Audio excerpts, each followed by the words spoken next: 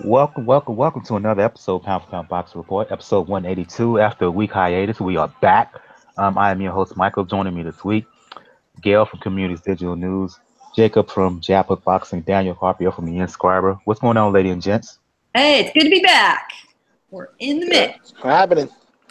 Hey, As I always say to begin the show, Pound for Pound Boxing Report, live YouTube show, podcast/blog that discusses all things boxing.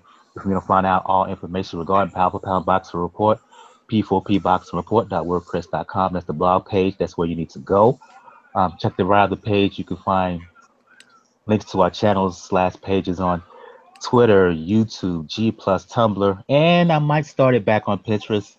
Also, links as to where to listen to us on SoundCloud, iTunes, Google Play Music, Stitcher Radio, Player FM, as well as Miss Cloud. Let's get the show started. Uh, Anthony Joshua, news broke yesterday, I believe, that his next opponent is finalized after much discussion about who he will fight.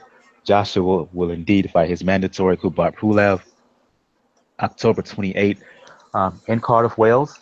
Ladies first, I'll go to you, Gail. Um, it was maybe a month or so ago where there was an interview with Pulev essentially stating that he needs 3-4 months of preparation to get ready for to fight Joshua. A lot of backlash from that from hardcore boxing heads.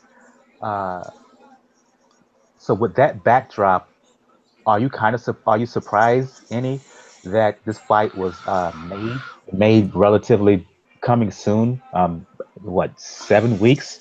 Or do you think it was just a situation where he had to take the fight and money, and he just didn't buy much into that his original reasoning for delaying the fight?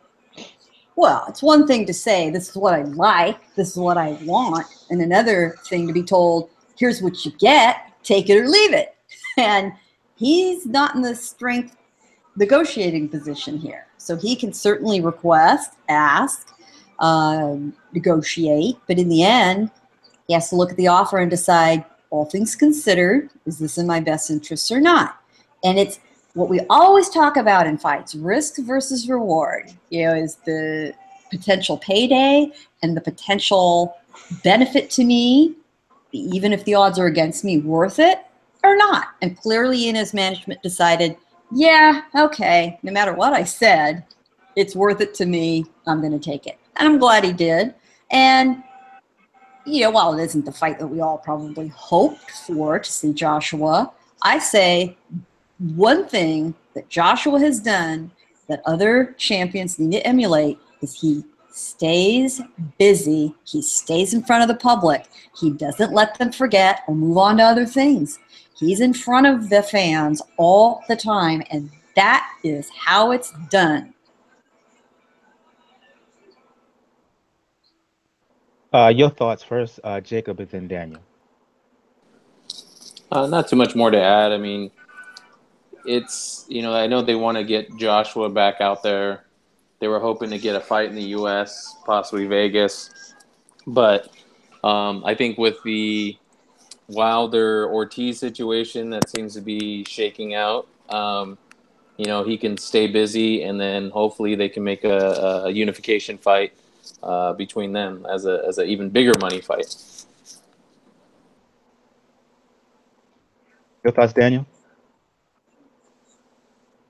Well, it is the mandatory that Eddie Hearn wanted for Joshua. He made it plain as day, even though there was an agreement. Apparent, if I remember correctly, there was an agreement with the WBA and IBF when they had to sanction Joshua Klitschko that the WBA mandatory would get first dibs, and then the IBF.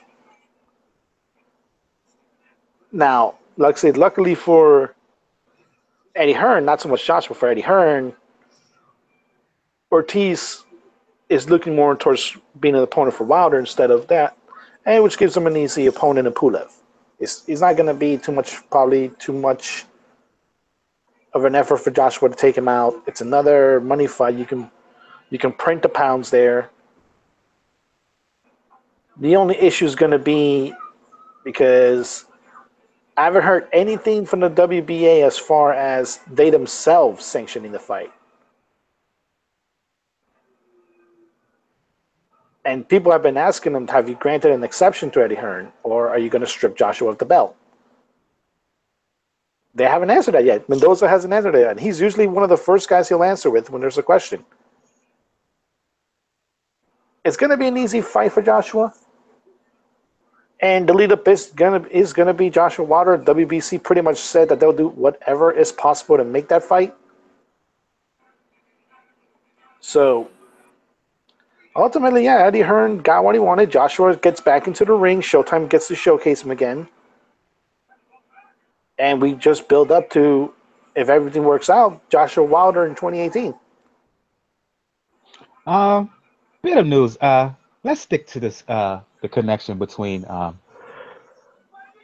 Joshua Wilder. While we were off, word popped up that Wilder, it looks like, will fight Luis Ortiz November 4th at Barclays.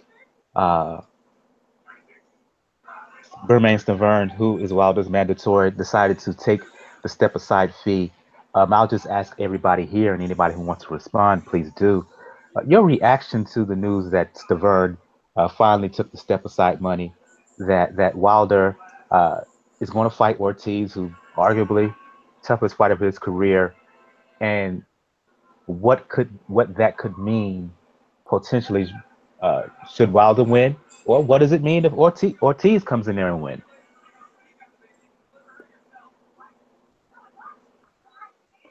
I mean, it would be a big fight. I mean, you'd have a big unification. But, Stavern taking the step aside money, I think the writing was on the wall in the sense that part of the deal that they said was, yes, he would be featured on the undercard and it would be against a top tier opponent. So hopefully a win, he doesn't, again, lose his status. Of course, there's a risk there. If he loses, then he's not going to get that shot.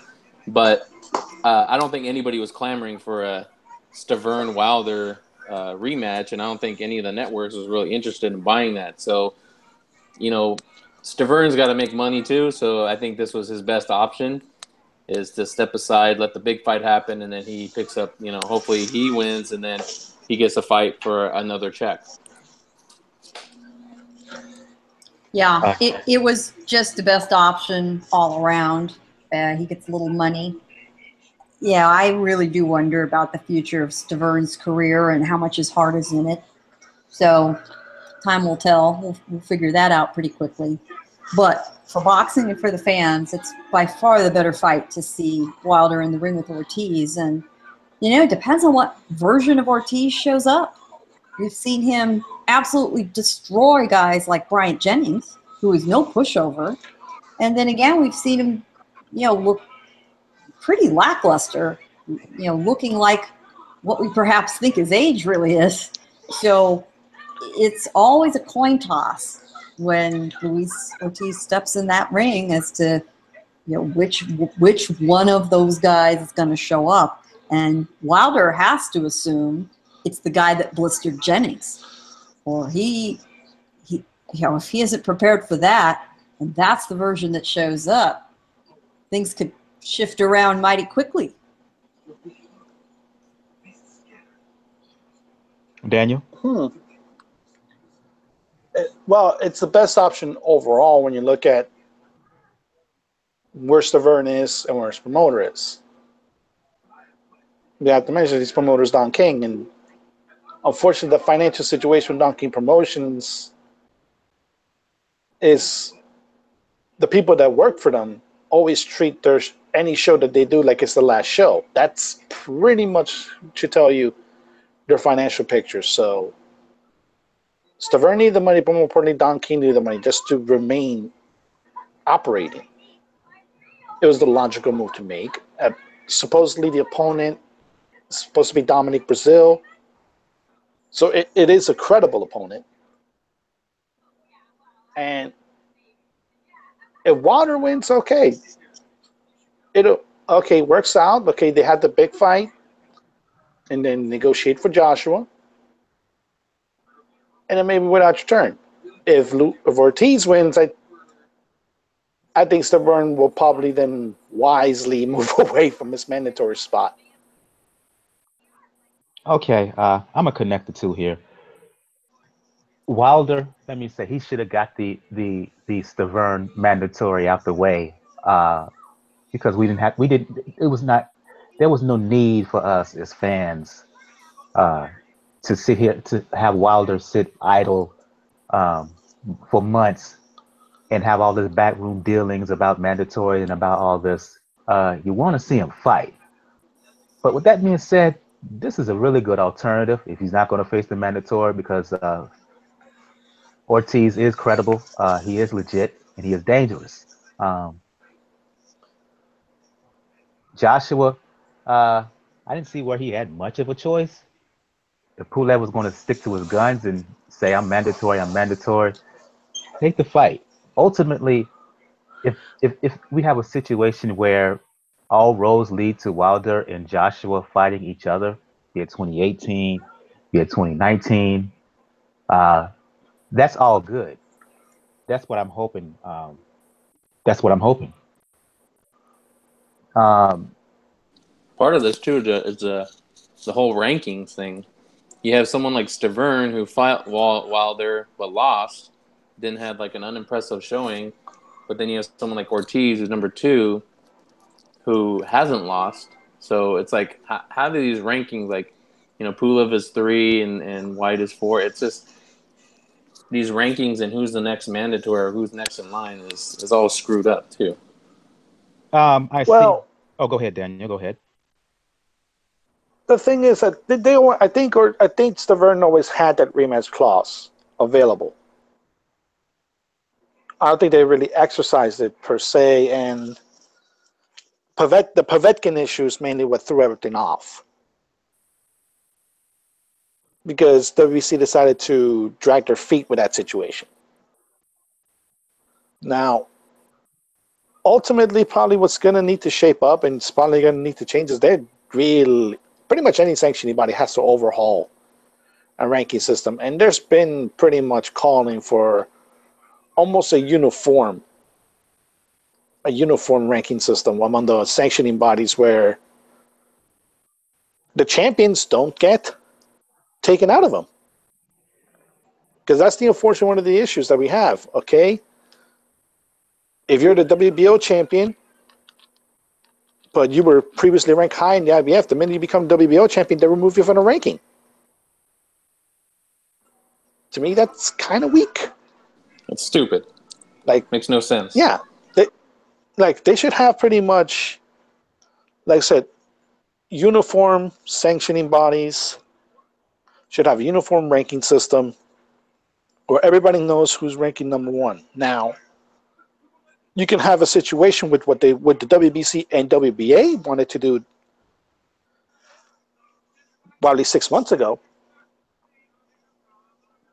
and that's try to have a little mini tournament so they can have a uniform mandatory.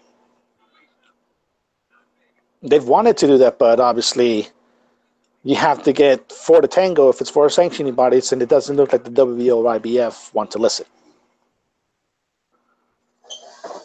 Uh, One more bit of a news story here before we move on, because this is going to be a rather short show. I want to focus mainly on the boxing that's happening uh, Friday and Saturday specifically.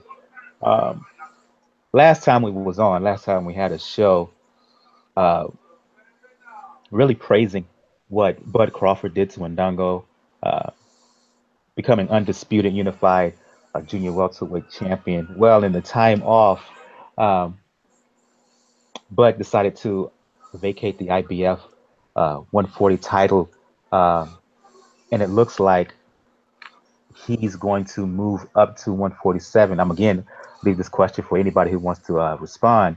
Uh, Reaction to Bud deciding basically that my last fight at 140, it's time to deal with the big boys at 147.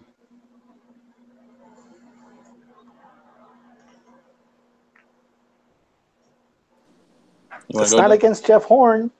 Yeah.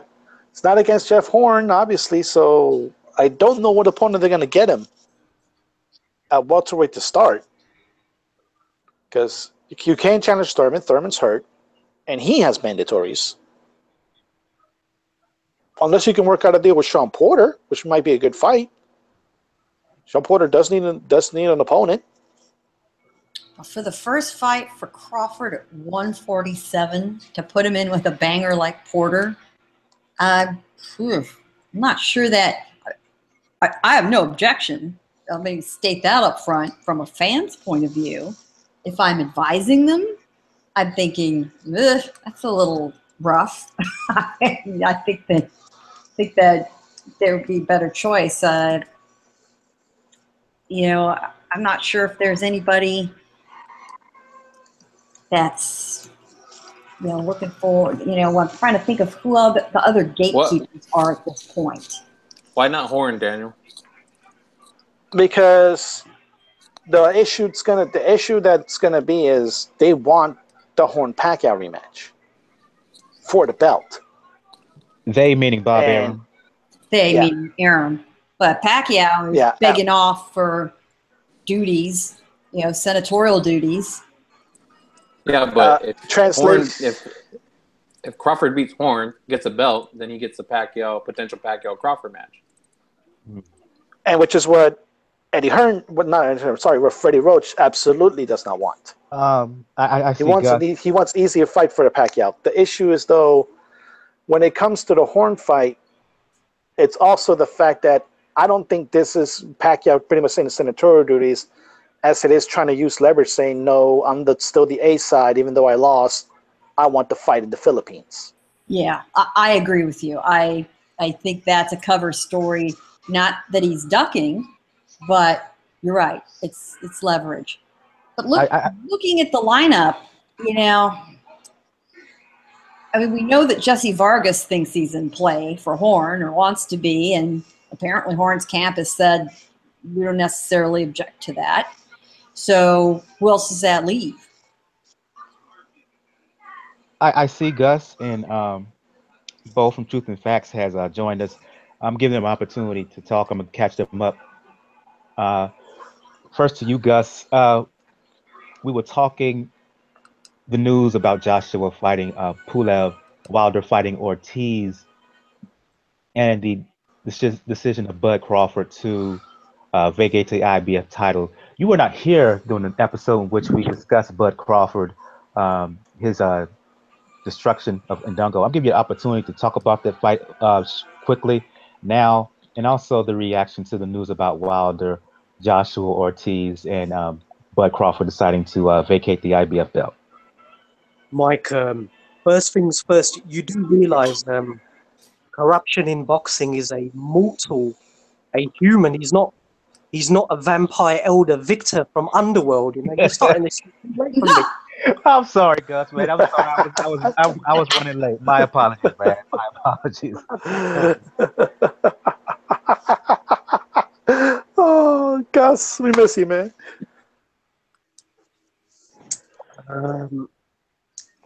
In the Ndongo fight, Mike.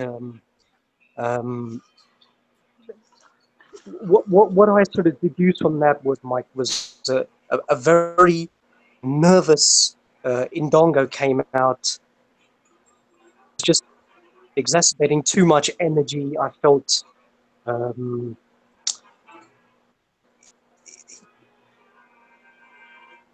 very surprised with the way he certainly took the punches.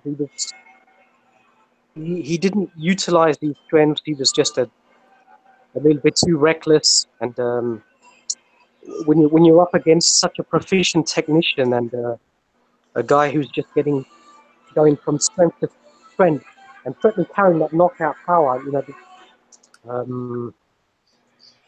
very quick annihilation. I mean, I did expect Crawford to win by a knockout, but I certainly didn't expect a victory that quickly and that easily with very little resistance. So yeah, it was. So as a unified spectacle, it was a little bit disappointing, but I'm not going to harbor too much criticism to Julius Ndongo because there's so much noise in the background I can hardly hear myself. Everybody mute your mics, please. Because what Julius Ndongo attempted to do, Mike, I think no fighter in the history of boxing has attempted to do. To sort of go back to back to back to try and capture, 6 belts. One could have forgiven him for taking, a celebrating fight back in Namibia, but he didn't. He realized he was in his 30s. He realized he was on an upwards, momentum. Credit to him. He endeavored to be great. Unfortunately, he was unsuccessful. Sorry. There's no shame in losing to a fighter of Terence Crawford's caliber and his stature. I think he can come again. And if I was Eddie Hearn, I wouldn't forsake him now. I would put him back. Get him out next year. I think once the titles are splintered after Terence vacates, there's still hope. I think he's a very good fighter still. And I think he can certainly progress, Mike. I'm not going to, annihilate him as a lot of people have. It still takes a degree of ability to go to Russia and to the UK to beat 2 very, very good champions. So Yeah, but yeah, it couldn't just be a simple case of Ndongo running into a arguably elite fighter who's just hitting his prime, and it just happens that way sometimes. exactly, Mike. And just there was so much that we didn't know about him and his character and his ability and his. We've never really seen him in adversity because there's no footage of him. There's only very, very few fights, and I had to go back into the archives and get articles from South Africa and Namibia, how he did in some of those fights that didn't have any television exposure, but there was just a lack of footage, lack of notes, so we didn't really know too much about him. But on the eye test, he looked quite good. What disappointed me, Mike, because in the Ricky Burns fight, he had a great sidewards on profile. His rib cage was hardly exposed. It was very, very square on. And, we saw the body shot that actually, just took everything away from him. It was almost, he was almost square on because he was losing his balance, throwing wide hooks when he shouldn't. When you're in the pocket with somebody, you can't throw wide hooks like that. They take too long to hit the target, and you're too exposed. So he made unfortunately for him, he made very bad mistakes, and I think he realized that in hindsight. I did see one interview from him where he did say, "Yeah, mate, I think the nerves and the occasion definitely got to him because that crowd in Omaha was fantastic. I've never seen a crowd like that in the US, in such a long time, and it can get to some people, and unfortunately, I think it got to him a little bit, but that being a champion is not only about how you deal in how you compete in the ring. It's about how you deal with your nerves, how you deal with all of the occasion. That's the full embodiment of a character. So it was a new experience for him. Going to the States as well. So he'll learn tremendously from the defeat, and I think he can go on. And the news regarding Joshua fighting Pulev in October and the Wilder Ortiz fight in November.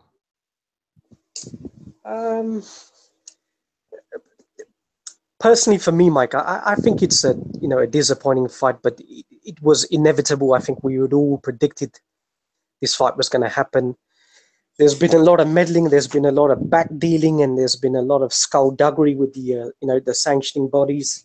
The WBA quite clearly should have had, an opportunity to get, their top-ranked fighters within the cards. But, the IBF just have this reputation of pulling their fighters up, getting them their mandatory shots before the other sanctioning bodies. I'm sure some deals will be done between the WBA and the IBF to get this. Pulev, we know he's had a great amateur pedigree. I think he was European amateur champion. I think he was bronze in the world. So he's been a top level operator for a number of years. But I've not really been too impressed with him, Mike, in the professional ranks. I was one of the minorities who felt that, Derek Chisora had actually beat him in the fight over in Germany. I think the judges totally ignored Chisora's body work, certainly from distance and certainly inside the pocket as well. But Derek was never really going to get a decision over in Germany, despite both of them being sort of Shaolin fighters. But Pulev is obviously predominantly based in Germany, so he was really the A side of fight. So he was going to get the decision, but it's a disappointing fight. I think it's a step backwards going from Klitschko to Pulev, but you can't really expect Joshua to go on, too many gauntlet fights. I think it's still a decent test, but there's not too much enthusiasm in the UK with this fight. I suppose it gives the folks over in Cardiff Millennium a chance to see Joshua, but Eddie Hearn is not really notorious of stacking up the undercards whenever he has a major pay-per-view star. So I think it's going to be overall. I think it's going to be a really disappointing card, Mike. I'm gonna give Bo opportunity to give his opinion on what we were discussing earlier. News about Crawford basically saying this is it. I'm moving up to 47, as well as the Joshua Pulev fight in October, Wilder Ortiz in November. Oh man, first how's everybody doing? Glad to be here with y'all, you guys. The Joshua Pulev fight, I'm not surprised. That was the one that Eddie Hearns made very, very clear that if Vladimir Klitschko wouldn't rematch, that was the fight that he wanted to make. Some people feel it's the fight for path of least resistance, but he's the IBF mandatory. My only thing was that I know at some point Pulev was talking like he needed 3 to 4 months, for the fight. And I'm like, he's talking crazy. I didn't know what that was about. But so finally the fight is going down on October 28th. I haven't seen anything, but I don't know if it's official yet. But I do know that they was trying to see what the WBA was going to, if WBA was going to enforce their rule, which I think many of us already knew. The WBA was not going to strip Anthony Joshua. That's just, because I say it once, I say it again. They've been screwing over Luis Ortiz since 2015, going all the way back when he was supposed to have fought Ustinov, and Ustinov, they wanted to take the drug test. They stripped him. And then, I still say that this could have been easily solved because he could have fought for the WBA regular title, which nobody's fighting for now. But in an article, the manager claimed that if they was not going to get, the WBA was not going to strip him, or they wasn't going to get Joshua, then they was going to fight Deontay Wilder. So they're going to have to. It's past the 6. No ruling has been passed down. He hasn't been stripped. So I hope they stay true to their word and go ahead on and take that fight with Deontay Wilder. And I'll say this. Deontay Wilder needs this fight with Luis Ortiz a lot more than Joshua. So if it happens, I'm happy for him. But if Luis Ortiz and them pull some mess and don't fight him, then they're going to hear my mouth. Because, again, you had this man name all in your mouth, and you've been doing all this talking. You need to follow through on that. And, oh, man, Crawford going to 147. See, that's tricky to me, Mike, only because him going to 147 right now, he's not going to fight none of the big dogs at 147. Like, we're not going to see him in Spence. We're not going to see him in Thurman. I think those are fights. That fight is going to be something that Al Heyman is going to save for next year between Keith Thurman and Errol Spence. So he's not going to risk him having a mega fight. And I just don't know if he goes to 147, Bob Arum is talking about him fighting. Bob Arum has already said that Terence Crawford is not going to be fighting Jeff Horn. That Jeff Horn, for some odd fucking reason Jesse Vargas is going to get another title shot coming off of another loss. So I mean, unless he's talking about Crawford fighting Jeff Horn next year for the WBA title, that's the only thing I can think of. And one thing I can say though, if Bud Crawford does not fight Earl Spencer, Keith Thurman, that's not because of Bud Crawford. He'll fight anybody. And the same thing with Spence. That's not because of them. I think that's just something that the promoters are gonna probably try to wait because you have to have a super fight. Every year we have a super fight. We have Gennady Golovkin and Canelo Alvarez. So Bud Crawford and Earl Spencer be our super fight next year. So or maybe even 2019 because maybe next year our super fight might be Deontay Wilder and Anthony Joshua. So, they know they got the super fight. They're not going to risk that right now. Okay, I said earlier this was going to be a short show because I want to devote a lot of the attention to the fights that's happening this weekend. Well, Friday and Saturday to be specific. Really good cards. I want to kind of start from an odd place. I want to end the show by talking Superfly. But first, I want to talk about the fight Friday. David Benavidez, Richard Gavril, 168 title. I'll go to you, Bo. Benavidez attempting to become, I believe, the youngest champion in super middleweight history. We've all seen him. We all are very impressed by what we've seen. The way he took about Porky Medina. I mean, can't say enough about that. So I wanted to start this discussion with you, Bo, about Benavidez going for his first world title. I'm actually excited for it. I don't.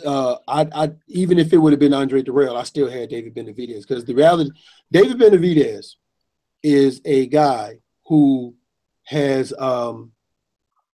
David Benavidez is a guy who, at a very young age, was in camp with guys like Gennady Golovkin. So he's been around 8%. Remember down in Mexico, you can turn pro at the age of 15, and he was one of those guys. He was down there, in camp sparring. The Canelo Alvarez is hanging around the gym, sparring some of the guys we see right now holding belts in profession. So he's had some very good training. He actually got into it. If I think, correct me if I'm wrong, Jacob and Daniel, but I believe he actually got into it to lose weight, and it turned into something really, really good for him. So I've always been high on him. I think he has the ability. He's tall, but he's not stiff. So and he can fight tall. He can fight you on the inside. He can fight you on the outside. He gives you that half a step movement.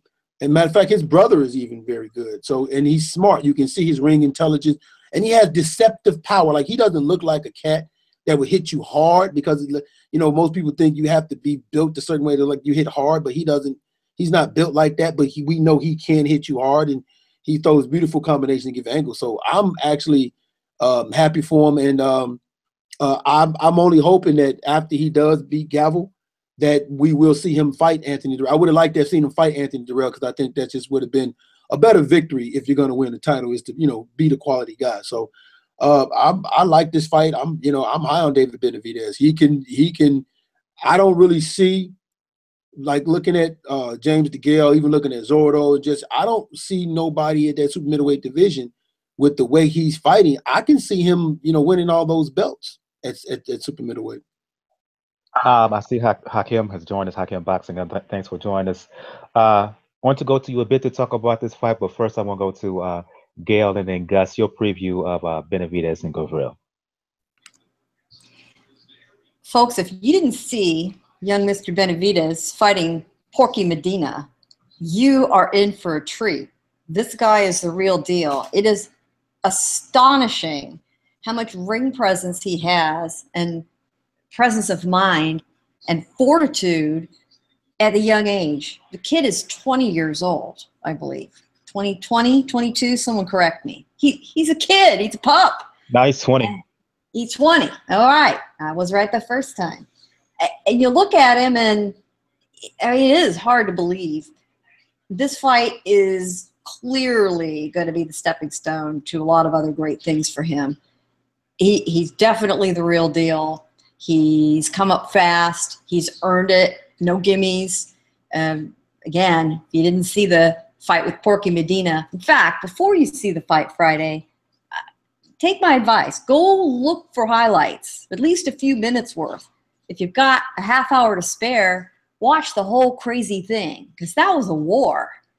Porky does not roll over for anybody. He's a tough customer. Benavidez took it to him, and he was not intimidated in the slightest, where a lot of guys would be, especially at that age. So when you've got that mental presence to not get nervous, to not take yourself out of a fight, before your opponent can, that'll take you a long way in this sport. And with the talent he's got, we're going to be seeing him for a long, long time. So get used to him. You can brag to all your friends, hey, I knew this kid way back when, 5 or 10 years from now. Indeed. You've been talking about him for a while, Gail. So have you, Gus. We often chop it up on Twitter, not on Twitter, but on Skype, about certain fighters. You'll send me a message about us. Keep an eye on this guy. Watch out for this fight. You can see a possible upset here, there. You were also one of the early folks who was talking about Benavidez. So your preview now of him at 20 years old getting this title opportunity. He's certainly caused a lot of uproar, certainly a lot of excitement in the UK as well.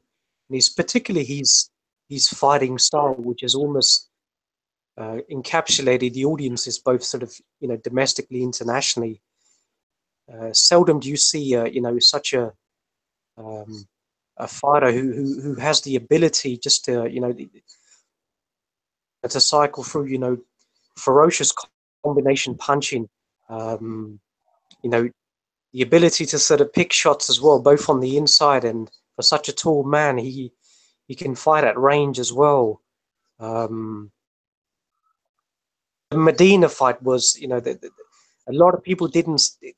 That fight wasn't available for folks in the UK, but through some of the subsequent streams that was put up, it certainly got a lot of views in the UK, and I think one of the channels sort of re-showed the fights, and listening to a lot of podcasts after, for a lot of guys in the UK had never seen him before, they were like, wow, they were almost grateful in the way that it wasn't Callum Smith in the ring with him, because the fight that can definitely happen down the line at some point. But I felt that Benavidez may have been obviously a little bit too big for super middleweight, because I think he was a very heavy guy when he was a lot younger, but through his dedication, etc., so he's managed to curtail the weight to come down to 168. But at a 20-year-old, he's almost a freak of nature. And certainly in that Medina fight, on the inside, he took a lot of punches to the body and a lot of left hooks up top, but he managed to absorb those punches and come back with devastating flurries. It was just a tremendous toe-to-toe war. Really exciting fight. So if that was his preparation coming into a world title fight, then because Medina, you could argue, was one of the better fighters at super middleweight, never to win a world title. But he's up against, I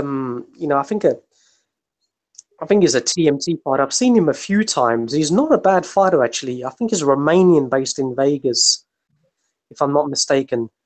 I wouldn't say he's fought anybody ranked within the top 15, 20. I think the one decent, he had Christopher Brooker on his resume. That wasn't a bad fight. But apart from that, it's not really a lot of high caliber opponents. So in a way, it's a little bit disappointing that David is his crowning moment is not is fighting for a vacant title as well. It just diminishes the luster a little bit. But he's still young. I guess it's a case of picking up a title. I can't see too many people that are going to be excited to get in the ring with him. Maybe he can certainly fight one or two of the winners the forthcoming Super 6 tournament. But yeah, the future is bright. He's certainly prepared to get in the ring with anyone, pretty much, in listening to his interviews. So yeah, I expect him to win, Mike. I expect him to win, within the distance as well. Probably be a highlight sort of knockout as well. Look forward to some unifications going down the line with this kid. I agree. I want to hold off and really give my thoughts next week because you never know. This is boxing. But should he win, and I think he will win, I really want to give my commentary on Benavidez because put it this way: if he wins and wins in pretty sensational fashion, I think it's in part due to the Medina fight, how that fight went, the way Medina forced him to fight. I'll go to you, Daniel, and then you, Jacob. Your preview of this fight with Gavril. I'm with Bo in the sense that I would have preferred it to be. Like I said, I preferred it to have been with Darrell, but Darrell seems to be like one of these guys like Andrade, or I'm sorry, Laura, that seem to sabotage themselves in one way or another. Now, I've been high on David Benavidez for a while. He's part of the good conundrum where the little brother tends to be better than the big brother. Because if you put him talent-wise between him and his brother Jose, yeah, David has definitely a lot more discipline. And it's true, that kid apparently when he started boxing, he used to weigh like 300 pounds. And now he's down to super middleweight. Think about that. Pretty much losing close to 130 pounds. And his frame is still big enough where he could still probably go to light heavyweight within the next 2 or 3 years. He's 6'1", and he's a rangy 6'1", so without question, he could go up to light heavyweight. Especially since he's, he does sort of have that gangly 20 frame about him. He's by no means skinny, but those of us who are a bit north in years knows how that happens. And that's actually nothing but good for him because he's got a lot of room to pack it on as, muscle weight, which is fantastic and should scare the hell out of a lot of people. In short, I was going to say, well, in short, he fights like a man, but he has a kid's body, a young kid's body. Bingo. Excellent. I mean, that is spot on. I was just going to say that, I have something in common, being 6'1", 175 myself. And I have no recollection of what Gail is talking about. My Cuban, my Cuban documented American birth certificate say I'm 21. What it isn't that isn't that complete and accurate? Okay. Yeah. Well, it's probably going to be a good win because luckily Benavidez, like, he's shown real good talent. And Mike, you mentioned the sparring session with Triple G. That has to have been a mountain of lessons for him. Not so much as, okay, I can take a punch from a hard hitter like Triple G, but learning the game from somebody like Triple G.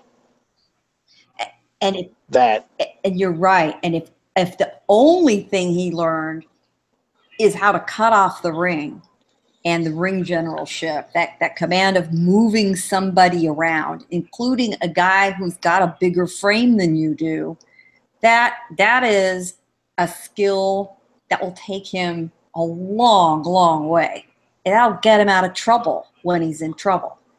That's something you just can't duplicate. A lot of guys just never learn, never have someone to really teach it to them. And that's what awaits the kid. Go ahead. I'm picking Benavidez to win. He's probably, he's the youngest super middleweight champion. Too bad he wasn't around in this part of the tournament. But hey, Callum wanted to do it, so good on him.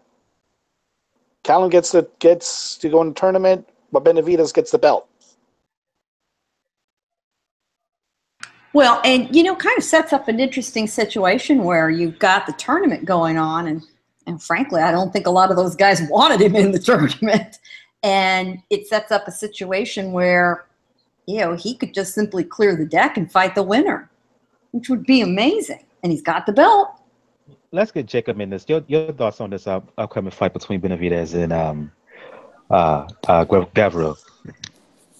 Yeah, I mean, not too much more to add. I heard about Benavidez from you guys, and I was very impressed with his win against Porky. And the thing I like about Benavidez is that he sees his opportunities and he goes for them. He doesn't he fights to win, not to lose. Some of those fighters that get to the big stage and then get a chance to get a belt, and they're like, well, I'm just going to fight not to lose, but I'm not going to go and take it. And he's done just that. He goes and takes it, and he's got awesome combinations, and just he has a good sense of anticipating what his opponents are going to do and being able to capitalize off that. So he's very impressive. And what you guys were saying earlier, a kid stuck in a man's body kind of thing, but he is a kid. I mean, he is going to grow into his body, being 20, that's still, relatively very young. And he has a lot of poise for this stage. But I'm hoping through the Super 6 tournament. Is it Super 6 or Super 8? I can't remember. I think it's Super 8. Hopefully that'll create, contenders that he can fight. And like, you guys were saying, he'll have a belt. So, we'll get more exciting fights. Is there anybody that can beat him? I think we'll find out soon. But, if he keeps on improving and keeps this trajectory, then, the sky's the limit. But I really like, young talent like this that, gets out there, fights. He fought, 4 times in 2016. He's fighting 3 times in 2017. So I love a guy that's active and that's just going after it, especially in his youth. And so, we'll see what happens. But I expect him to win this fight pretty easily. I would say by knockout. I'm going over to Berlin next to talk about this next fight. I was on Bo's show a couple of days ago, and he asked to rate 2017 so far, boxing-wise. I gave it, I said it could go anywhere between 8 and 9, potentially even go up to 9. And part of the reason is because we're having tournaments, one at cruiserweight, one at super middleweight. Saturday in Berlin is the start of the World Series quarterfinals at cruiserweight as Oleksadr Usyk, who has a WBO belt, is going to fight Marco Huck, former WBO champion. I'm just going to open up for everybody here at the panel. Thoughts on the beginning of this cruiserweight tournament? Thoughts on this fight? Is Huck a little too old and too shot worn at this point? Are you a little bit concerned with Usyk, particularly how he has fought his last couple fights without Mr. Bashir? Your thoughts on it? Anybody who wants to opine, please do.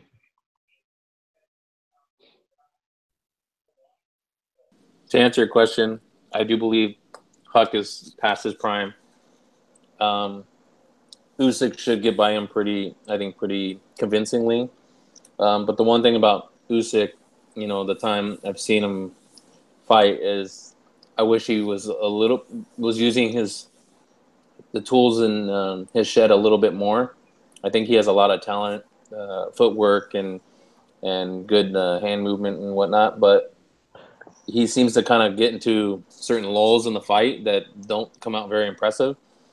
So I'd like to see him do a little bit more, especially in this tournament. But Huck, again, great champion when he was one, but I think he's just a little bit past his prime. I just don't see a scenario where he gives Usyk too much to think about. But, again, that's why they fight. So hopefully we'll see something happen. Okay.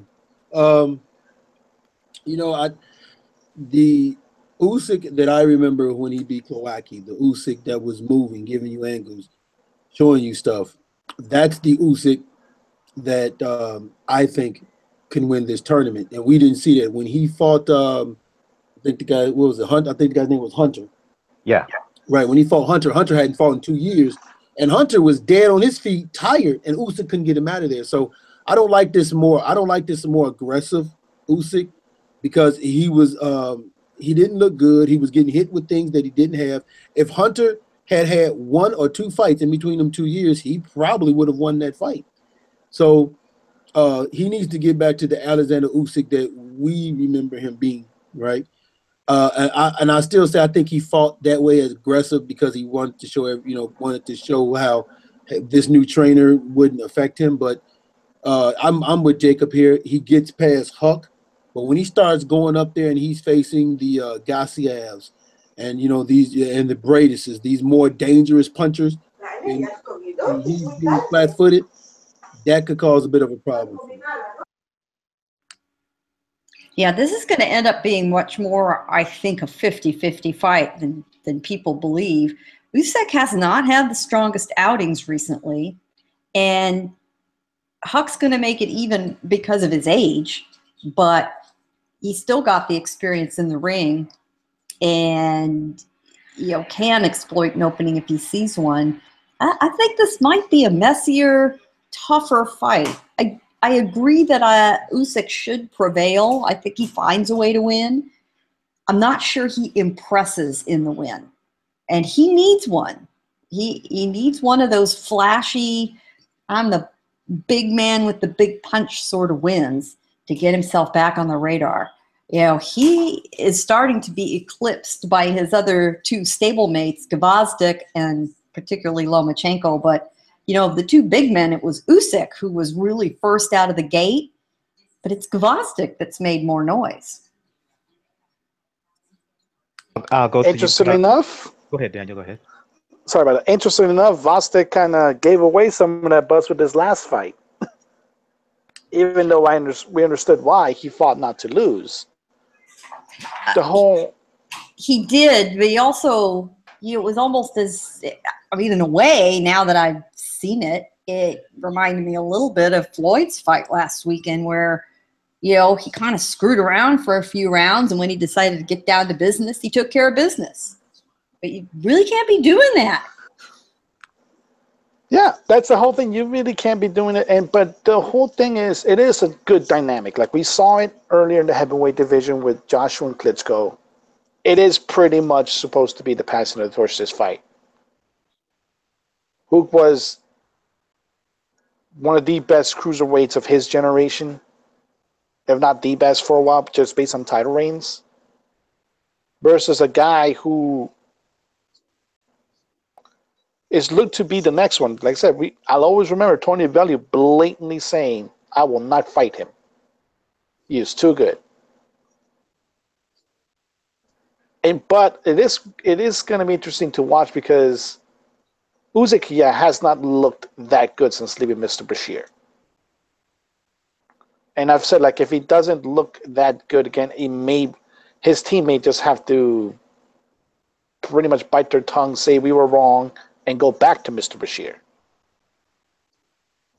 But if he wins this fight, and if he wins in impressive fashion, confidence to when he has to face, let's say, Gassiev, or maybe he wants to face another Orticos, that it'll give him what he needs to propel him. Because, like I said, this is the tournament that can probably produce at least 3 dark horse matches for Fight of the Year. That's how stacked this tournament is compared to the super middleweight one. So I really want to see it. I expect Usyk to win, though, just because of the fact that Huck he's been through what? He's been through wars. And I think it most like the Milwaukee fights would mainly took it out of him more than anything. So ultimately, I expect Usyk to win, but it's hopefully it'll become entertaining, and hopefully we see a lot better Usyk than we saw before. Based on that Milwaukee fight and the fact that Usyk is a higher caliber fighter, skill set, he should win. But again, his last two outings, he has been hit more than I'd like to see him get hit. And the denominator between just about everybody in this tournament is that they can hit and hit hard. So I think Usyk will win, Gus. But I think that Huck, based off of his power alone and how Usyk has been kind of loose defensively, he can get hit with some shots in there. The Marco Huck, we're talking about one of the greatest cruiserweights of all time, Mike. A fantastic fighter. Still has that ability to throw that right hand, which he hardly threw in his last fight against Benavidez, and that was a worrying sign.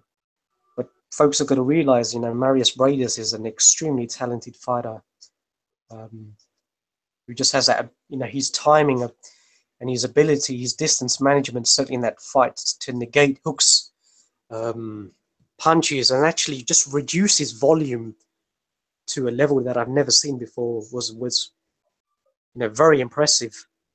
But Mike, contrary to the wider perception of most, I actually enjoyed Usyk's last two performances for different reasons. The first being because a lot of these ignorant fucking idiots have never even heard about Thabisong Kunu or know anything about these African fighters or realize that, the skill set that this guy actually had. A very, very skillful fighter, but his only deficiency was his height. So eventually when Mr. Bashir was telling Usyk, look, stop working around him, stop stepping on him. So Usyk began to sort of loop those left hands on top over his shoulder roll and employing the uppercut. And then eventually he took him out. So that was him trying to, decipher, work out the puzzle, and eventually he got it. And certainly, the Hunter fight, Mike, yeah, he was definitely having some problems. And I think that's predicated by this whole turmoil with, unfortunately, his departure from Mr. Bashir, which was, unexpected.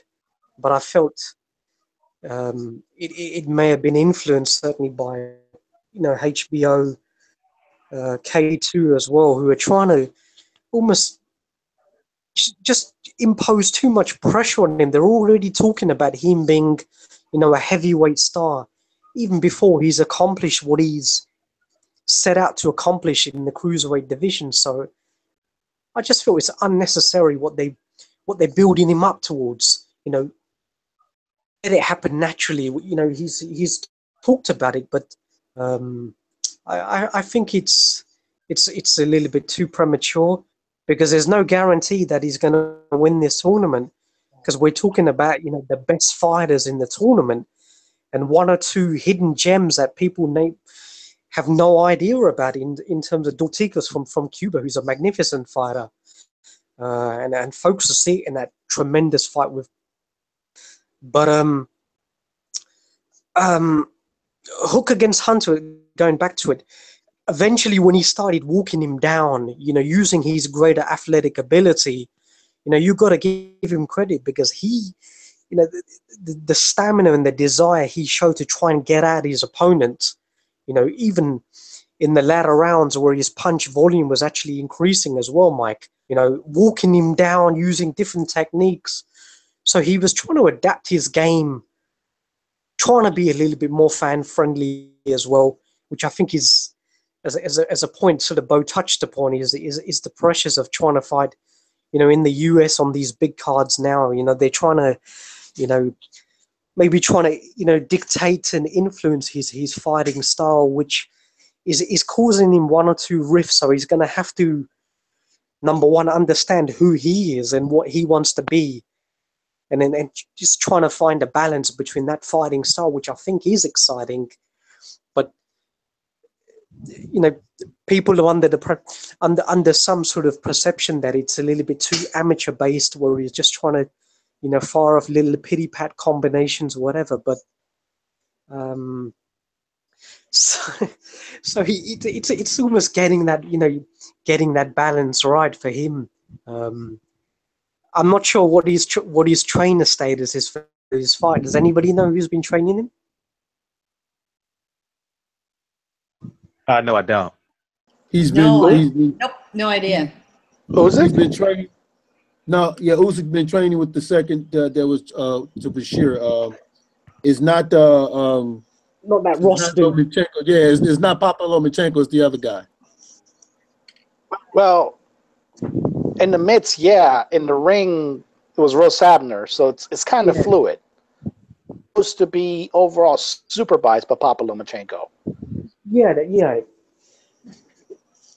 Because Senior Lomachenko, what he said, it was difficult for him to have two fighters on the same build the last time. So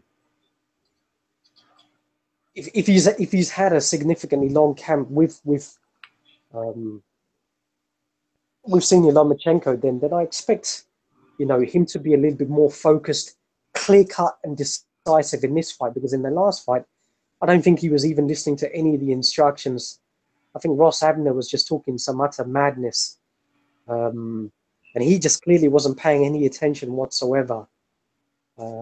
So hopefully there's a little bit more synergy in this performance. And I think you'll put on a showcase, Mike. I think he may even be one of the few people to even stop Marco Huck over in Berlin. We're going to talk about Superfly next, but Bo, you was wanting to mention an interview between John David Jackson regarding Sergey Kovalev. We talked about it a little bit before the show, but I'm giving you the opportunity to discuss it now. Oh, okay. I listen. I'll keep it short. John David Jackson only confirmed what a lot of us had already known, and what a lot of us had already figured about his relationship with Kovalev, the things that was going on in their camp, and especially even with him saying about Kovalev, questioning his mental capacity and all those things of that nature. So it was a telling interview, but it was an interview that if you have been following it and listening to some of the things that are happening and some of the disrespectful things that kind of tone at Kovalev had when he referred to John David Jackson as the mitt guy, and his changing his training and bringing in new people and not list, like it was kind of some of the same things Abel Sanchez had even said, right? So it was no surprise at all. Period. My only concern is I think that John David has to be very careful, because what you don't want is for him, because even with all that going on, you stayed there, and now it's like now that you ain't with him no more, you're ripping him and telling on him. So you got to be very careful moving forward, because a lot of times, a lot of fighters, they're like, well, are you gonna do that to me if you leave me? Are you gonna tell what? Are you gonna do that when you leave me? So, but also at the same time, though, like I said, I don't think any of us was surprised, and I do agree with John David. I think all of us knew Kovalev didn't like it to the body, and I think him not wanting to listen, it ultimately led to his downfall and him having too many yes men around. Yeah, I hear you, but why now? He just basically because he said I don't work for him anymore. He said I don't train him no more. So once he said I don't train him no more, he felt okay. I can say what I want to say. But I definitely agree with you, though. I mean, if you're gonna say that, I hear him. He's right, but kind of weak, because you dealt with it then, and I can't let him go. I can't let go the T-shirt incident. You do all this then. You let Kovalev get away with that offensive shirt, and you still continue to work with him for over a year. Yep. Over a year. And don't forget, remember, Mike, he made the comment. He said, Kovalev may say some borderline racial things, but the difference is he needs me. So, I like I said, I agree with you. It's one of them things where it's like, why did you stick around that long? But he claims, well, because I was loyal to main event. Now, the thing that I find interesting is they're talking about matching him up against Sullivan Barrera.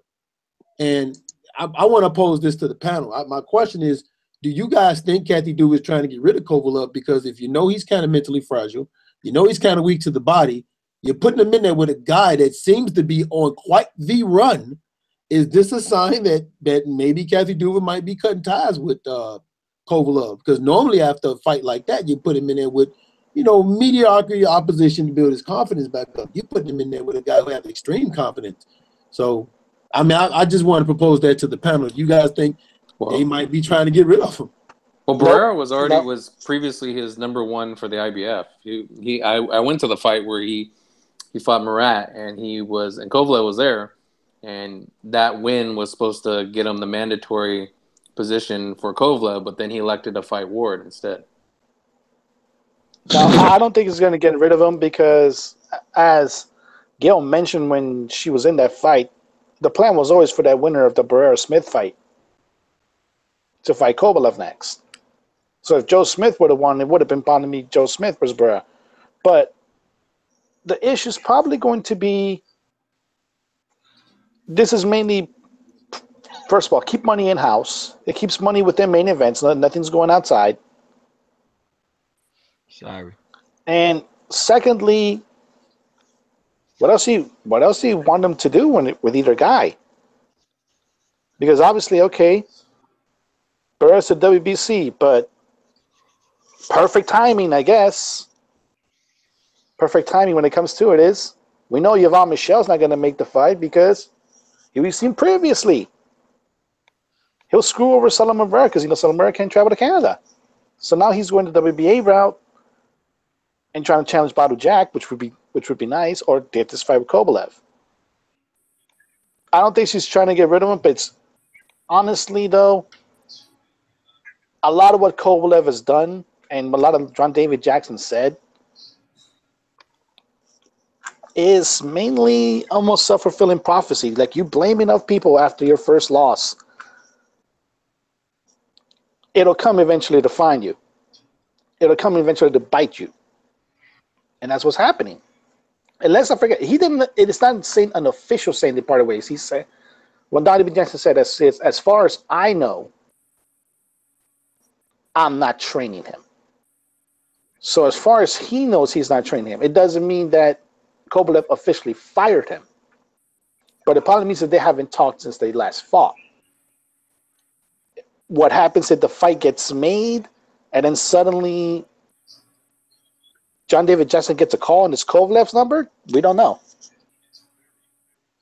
But it does air a lot of grievances that a lot of people have. And in particular, when it comes to it, it does show that Kovalev, unfortunately, for lack of a better word, doesn't take losses that well. He decided to blame American and the Americans for his first loss. You can't blame anything else for the second one. And now you're likely gonna be put a match with Sullivan Barrera. And if you lose that one, that's 3 losses in a row. There's not much you can do from there. If he beats Barrera, though, then there's an interesting dynamic that could happen in considering that what situation Eddie Alvarez wants to do. So we'll leave it there. Yeah, I see Scorsese has joined us, and right as we get ready to go to arguably, best card of the year, Superfly, taking place in Cali this Saturday on HBO. I want to go Carson, California, StubHub, I believe. I want to go first to arguably the best fight on that card. WBC Eliminator. I'm at 115. Carlos Cuadras, former champ, versus Francisco Estrada Gallo, Um, Estrada dominant reign at 112, moving up to 115, seeking an opportunity, really seeking a rematch with Roman. Um, since you hear Scorsese, we can talk about this fight first. Uh, Cuadras didn't look good in that last fight. I think Estrada is borderline elite. Well, hold, He's that good. let me say, y'all know I've always got on to the smaller fighters. I put in the chat, I didn't want to jump on because I didn't want to shit on the smaller guys all night, LOL. So, But I literally was listening to the playback, and I heard the Kovalev JDJ, and I just had to jump on real fast. But if y'all pass that, go on there, and I'll let No, y'all no. talk about it. If you want to comment on that quickly, please do. See, when you pacify a punk so long, see, John David Jackson is like that parent that let the child get away with everything while he was 7, while he was 2, and all the aunties said, auntie said, don't whoop him, don't whoop him. He's really a good child, and she let the aunties get away. John David Jackson now want to cry. Now want to cry as situations get rough. You pacified him for so long. Sergey Kovalev, the first time he quit, okay, even though it was maybe to some nut punches, no, regardless of what it was. All right, no matter what, John David Jackson didn't stick up for him while the dirty shit was getting done to him. You didn't jump in the ring. You didn't do nothing to save your fighter. Don't want to hear your part. Kovalev quit long before that, okay? Kovalev ducked 3 fucking fights to be undisputed, and America pacified him. Some channels in the YTBC said, hey, we're going to sacrifice one fighter because we normally defend everybody where the truth is out. Kovalev does something wrong. Person like Kovalev and anybody else should get that work. But Kovalev got pass after pass after pass, ducked undisputed 3 damn times, got his belt taken by a motherfucker that took 3 years out of boxing, came in, slapped him in the dick a few times, set his punk ass on the ropes. So whatever happened to Sergey Kovalev, John David Jackson, just know you Superman Stevenson cursing ain't getting no goddamn better. And I'm out. And I love it. Here we go. With the dreaded curse. But I'm gonna let him cook. I'm gonna let that pass for now. He's And gone. notice how he left immediately before he had to face the fact that he can admit it. I'm gonna let that pass because I'm not. He's entitled to his opinion, but I'm not going down that rabbit hole. Back to Superfly. Gallo Estrada. Carlos Cuadras. I'll go to you, Gus, on this. Like I said, I think Estrada is elite. There could be an argument made that of all the fighters on this card, there's an argument that can be made that he's the best. He's the most complete. Your thoughts? ooh, that's Mike. The 4 fighters, excluding Srisaket, but you could probably include him. The 4 fighters on this Superfly card are undoubtedly 4 the best 20 fighters in the world, period. I can argue the top 15, top 20. Yeah. And this fight in particular, Mike, is one of the most exciting matchups I've seen skill-wise in a number of years. I'm just super, super pumped for this fight. For a number of reasons. I'm a big fan of Carlos Cuadras as well. People talk a lot about, the David Carmona fight, but I felt, he was, apart from 1 or 2 body shots, I felt he was comfortable in that fight. But you got to realize that he's a man so effervescent with personality, and there's almost arrogance as well to him, Mike. And when you've gone from, a magnificent performance he had against Gonzalez, I've watched that fight twice today, Mike. I did a 6-hour analysis the first time, slowing it down, and watching it again and again. And the more I watch the fight, the more I'm swinging towards Cuadras in that fight. He was scintillating in that fight. And when you go from that fight, disappointed to have lost the fight, suffered your first defeat, and not having a rematch almost immediately, and you go on to a, fighting David Carmona. So you can understand that, he certainly wasn't up for that fight, and you could tell in his body language even before at the press conference as well. But in this fight, he's been so funny, so articulate, even at the press conferences. He's been brilliant. There was a brilliant one with all of the fighters taking pictures and, all getting up on the mics with Zanfer and, taking promotions, etc. And one of the most athletic fighters, who fires just razzling, dazzling combinations. A natural 115-pound fighter. So it's a great contrast of styles. In Estrada, you've almost got like a hybrid Rafael Marquez and Juan Manuel Marquez in one. He's got that ability not only to fight on the front foot, encapsulate the Rafael style, but he has that ability of Juan Manuel Marquez even on the back foot, even to counterpunch. And he's just one of the best technicians in boxing. Just beautiful punch placement. He can start from the body going up, or he can go from the head and come down towards the body. And in latter fights, I've noticed a little bit better composure, Mike. He likes to take 2 steps backwards when he's actually firing his punches. So he's almost his defense as well, as the older he's getting as well. And his ability, I think he's working more on punch accuracy and timing as well. So conserving a little bit of energy, but putting more meat behind his punches, and his left hand to the bodies in recent times, has been flooring opponents. So it's an unbelievable fight. Very, very difficult to try and predict how it's going to go. I think Cuadras will definitely try and use more lateral movements and fire his pot shots from distance. The hand speed is definitely with Cuadras. I don't think anybody in the lower weights has his hand speed, has his combination punching as well. Estrada with his height, but I think he can cut the distance a little bit better.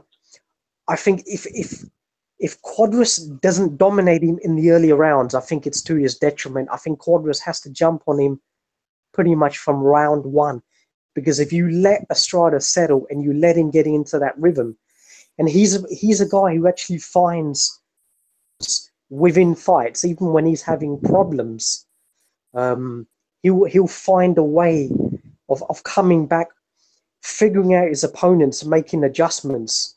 And we saw that, in the Valoria fight, and we saw that early on after the round 2 of Hernan Marquez as well, making just adjustments, coming more onto his right hand when his left hook wasn't working at a touch.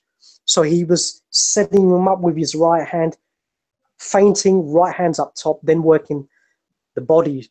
So he's just a throwback, just a brilliant fighter. And I'm going to have to probably lean towards Estrada, Mike.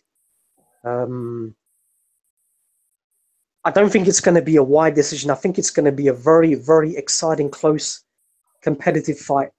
But I probably expect Estrada maybe a 7-5 on points. But I wouldn't be surprised if Cuadras won the fight.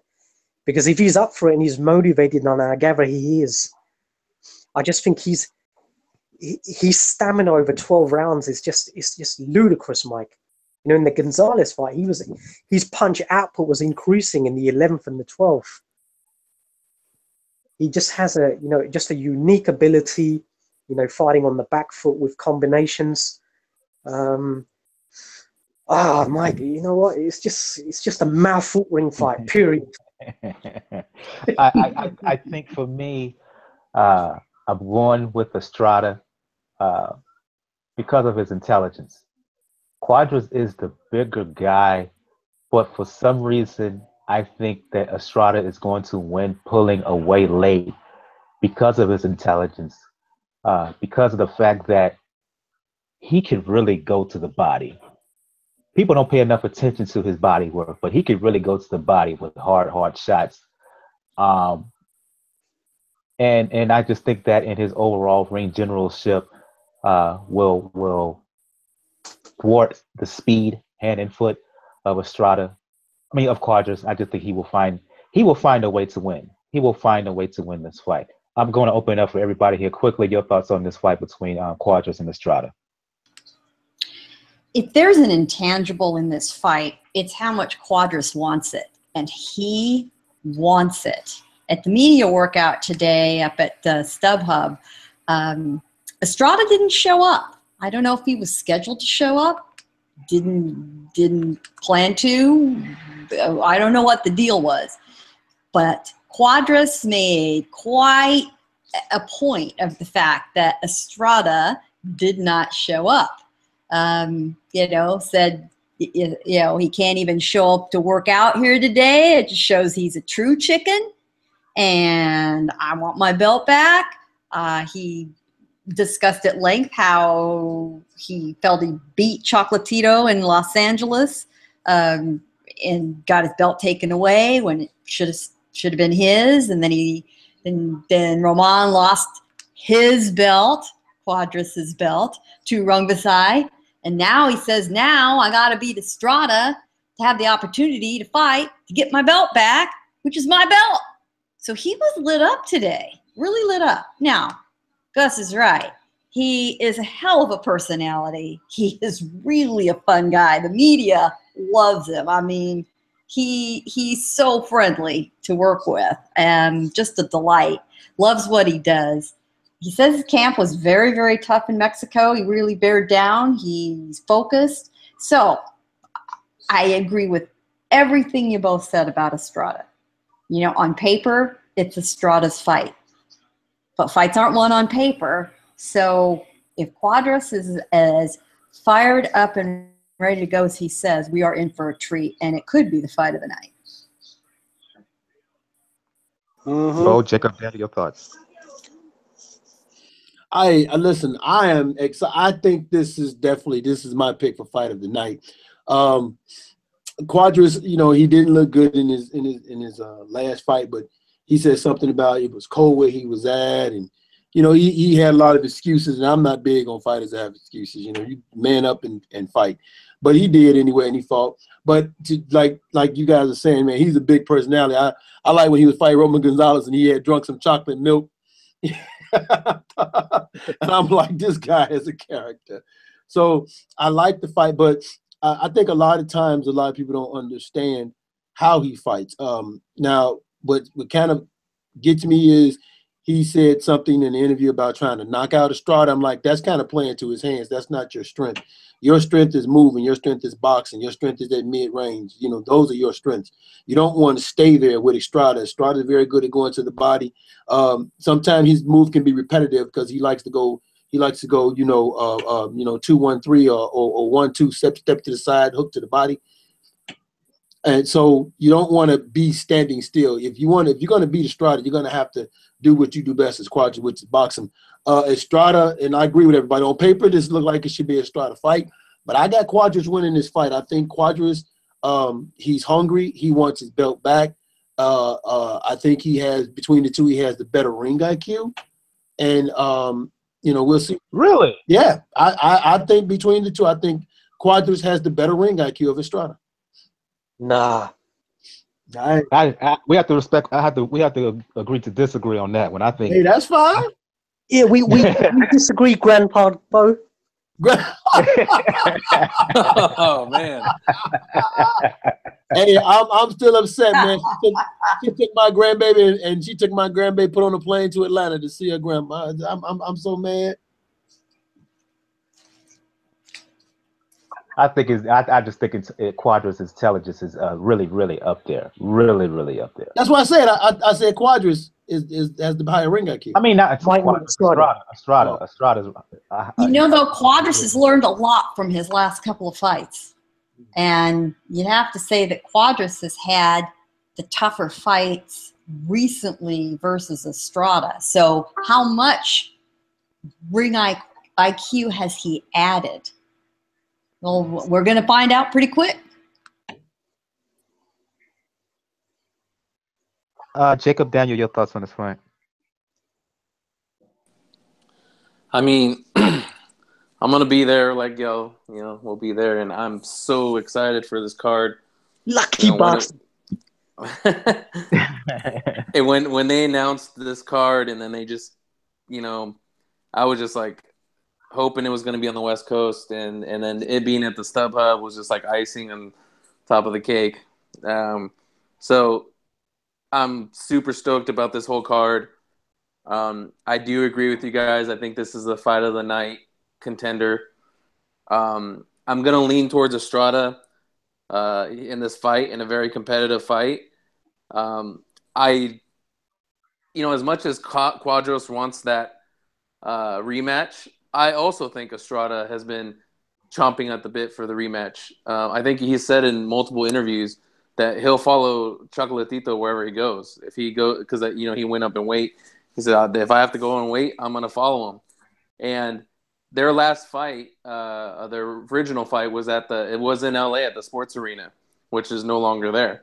So I mean, he has an opportunity, being on the undercard of this fight, to impress and get that match with the winner of the main event. Cuadras, as great as he looked against Chocolatito, I wasn't as impressed with him in his last fight. But I mean, it could, this is boxing. Sometimes, you can't expect fighters to, have the same performance day in and day out. Sometimes you just have an off night, or sometimes it's styles that make fights. Somebody has something that just doesn't work with your style. So he got the victory, be it a relatively close one on the cards, but I think they're both going to come out with bad intentions. But I think Estrada is going to capitalize a little bit more and start to turn the fight around in the second half. But for the fans, there's no real loser. I think both guys are going to bring it. And, even if they lose, as long as if it's by decision, there's no shame in that. And they're still, their hat's still in the ring, so to speak, and trying to get, a fight with either, the loser and then hopefully winning and getting another fight. So, I mean, it's like a round robin. So, as long as they don't get knocked out, badly, they're still, they're still going to be in that matchup possibility. So I can't wait to see this fight. It's going to be awesome. And at the legendary StubHub, I mean, I can't ask for anything more. I am going to just add to what you had to say there, Jacob. In the last fight Cuadras had against David Carmona, and I agree, he was just sluggish. He was at Madison Square Garden. That was the deep undercard of Golovkin-Jacobs with Chocolatito and Rungvisai as the co-main, and Cuadras was down on the card. First of all, he was out of his element in New York. I mean, there was not a lot of people there with him and paying attention. And it was so unseasonably cold that weekend. Let me tell you, because I was there. It was friggin' cold. And Cuadras complained about being cold more than once. I think it really got to him. I mean, it snowed, for God's sakes. It was St. Patrick's Day weekend. That's the last thing we expected. So, that it's going to be interesting. If he's really fired up and a different guy, I'm blaming the weather, because I froze my ass off. I don't know about Cuadras, but it was rough. It didn't snow that much. Remember those of us who got that, Yeah, I know. We couldn't deal with it. We cannot deal. I get it. I don't want to deal with it. I mean, I had to borrow clothes, for God's sakes. I don't go into that stuff. And I'm sure that was 20 degrees. Oh, Was it negative 20 degrees? No, the boat. It was cold. It wasn't Chicago cold. Oh, okay. Gentlemen, it drops below 50. I got a problem. Okay. Oh, man, I'm still walking around with a tank top on. It's 35 degrees. I'm still got a tank top on with the windows down around here. I'm speaking on behalf of my redheaded Mexican brother there who suffered from the cold, who bitched about it, and I get it. I totally get it. How much can we blame? We'll have to look at it with the benefit of hindsight after we see him Saturday under the sun at StubHub. That's going to be the key, because there's a different motivation for each guy. Each guy you can argue and have a good argument saying they were the guys to beat Charlatito first, not Rungvisai. So there's an extra motivation there, but I do disagree. with the statement I've heard that Cuadras probably has a higher ring IQ than Estrada. I don't necessarily agree there, but what Estrada does have is a lot more passion and a lot more size. So You mean Cuadras? he could definitely Cuadras. So he needs to make this fight distance-wise, use his height and reach, because Estrada loves to do work on the inside, and he is systematic. If you get him in the rhythm, you are done. So that's going to be a very interesting fight, and I like Cuadras' attitude. I saw the press conference. I think it's on YouTube. So it was very entertaining. You can tell that guy really wants that belt, unless, of course, Rungvisai retains. Because we have to admit that he kind of avoided that match like the plague. So it's going to be an interesting fight. It could steal the night, obviously, but there's two other fights that may do it as well. Speaking of some other fights on that card, look, Cuadras Estrada may well be the best fight of the night. But it can be argued most intriguing fight, anticipated fight is Naoya Inoue fighting Antonio Nieves. Inoue making his U.S. debut created a lot of buzz in Asia and Japan, created a lot of buzz amongst us hardcore fans. Inoue, for those who don't know, former junior lightweight champion, moved up to 115. Destroyed Naoya in 2 to win the former 108 champion. He destroyed Naoya in 2 to win the 115 belt. Highly anticipated debut. I'll just open it up for everyone here. Level of excitement for the United States debut of Naoya Inoue. Mr. Dynamite. We are all so intrigued by this. Can't wait. Anyone else? There's been some interesting talk from Nieves about trying to upset the apple cart here. Potentially he's being overlooked.